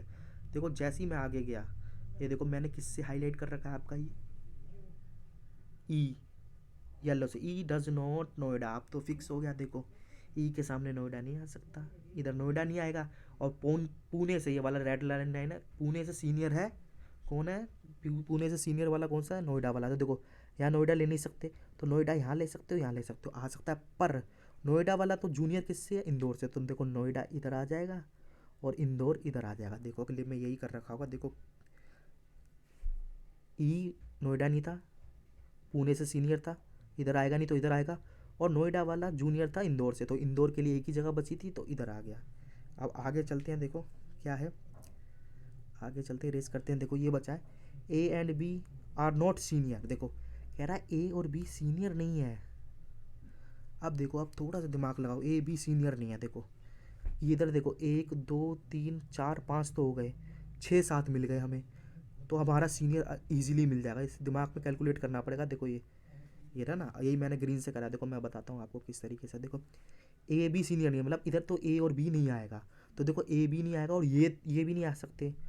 तो ये कितने, 1 2 3 4 5 हो गए, और 6 7 हो गए, 8 ही तो लोग थे, 8वां लोग मिल गया हमारे, 8वां पर्सन। देखो ए नहीं आएगा, बी नहीं आएगा, ठीक है, सी नहीं है, देखो सी आएगा इधर, क्योंकि डी आ चुका है, ई एफ जी एच, तो इधर सी आएगा, ठीक है। अब आगे चलते हैं, क्या बोल रहा है, H does not belong to Bhopal.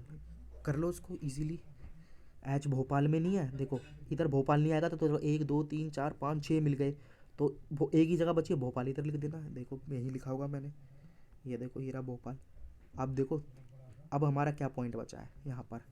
देखो अब हमारे ना ये सारे के सारे पूरे हो गए, पर यहाँ पर लिखा था ए सीनियर देन बी, और ए भी बचा, ए सीनियर है बी से, ए सीनियर मतलब ए ऊपर आएगा, तो दो जगह बची, ए इधर लिख देना, बी इधर लिख देना, और एक पोस्ट इधर लिख देना, आपकी पूरी पजल बन जाएगी। ये देखो ए बी लिखा, एक पोस्ट लिखी, और ये पूरी पजल होगी। देखो पजल कितनी अच्छी थी ये पजल, बहुत बढ़िया पजल थी। अब मैं क्या बताऊँ, प्री के हिसाब से तो काफ़ी अच्छी थी। अगर आपने ये पजल कर ली ना तो मैं बता रहा हूँ इससे ना बहुत कम लेवल की प्री में पजल आएगी, पर ये करनी ज़रूरी है अगर पेपर आपका सही आता है। आप देखो क्या है, अब हमारी कंप्लीट पेपर हो गया, इसके सिर्फ कुछ क्वेश्चन बचे, वो भी मैं करवा देता हूँ ताकि आपको दिक्कत ना हो। Who among the following is junior, junior को ना सीधा जाओ, जूनियर देखो ये सीनियर है और सबसे नीचे वाला जूनियर ही है, तो क्लर्क एच चेन्नई, एच है, हाँ एच है, पर ऑप्शन देख लो कहीं चेन्नई तो नहीं दे रखा इधर, तो फिर नन ऑफ द अबो आता, नहीं तो आइदर और वाला आता ना तो ठीक है, एच हो गया, चेन्नई नहीं दे रखा। अब देखो अगला क्या है, who among the following senior, senior कौन है, सी और कोलकाता, देखो सी है और कोलकाता भी है। देखो अब देखो आपके पास दो ऑप्शन आ गए। अब कोई स्टूडेंट जल्दी जल्दी करेगा ना, पहले को करके और भग जाएगा, वो सोचेगा मैंने सही करा, उसका पजल बनाने का क्या फ़ायदा जब ऑप्शन ही गलत कर दिए।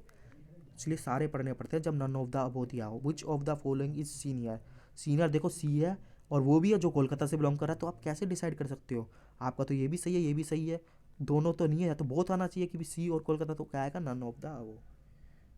आगे चलते हैं हम, ये तो इजी है। Who belongs to Noida, Noida पे जाओ, नोएडा एफ है तो एफ कहीं दे रखा है, हाँ ठीक है।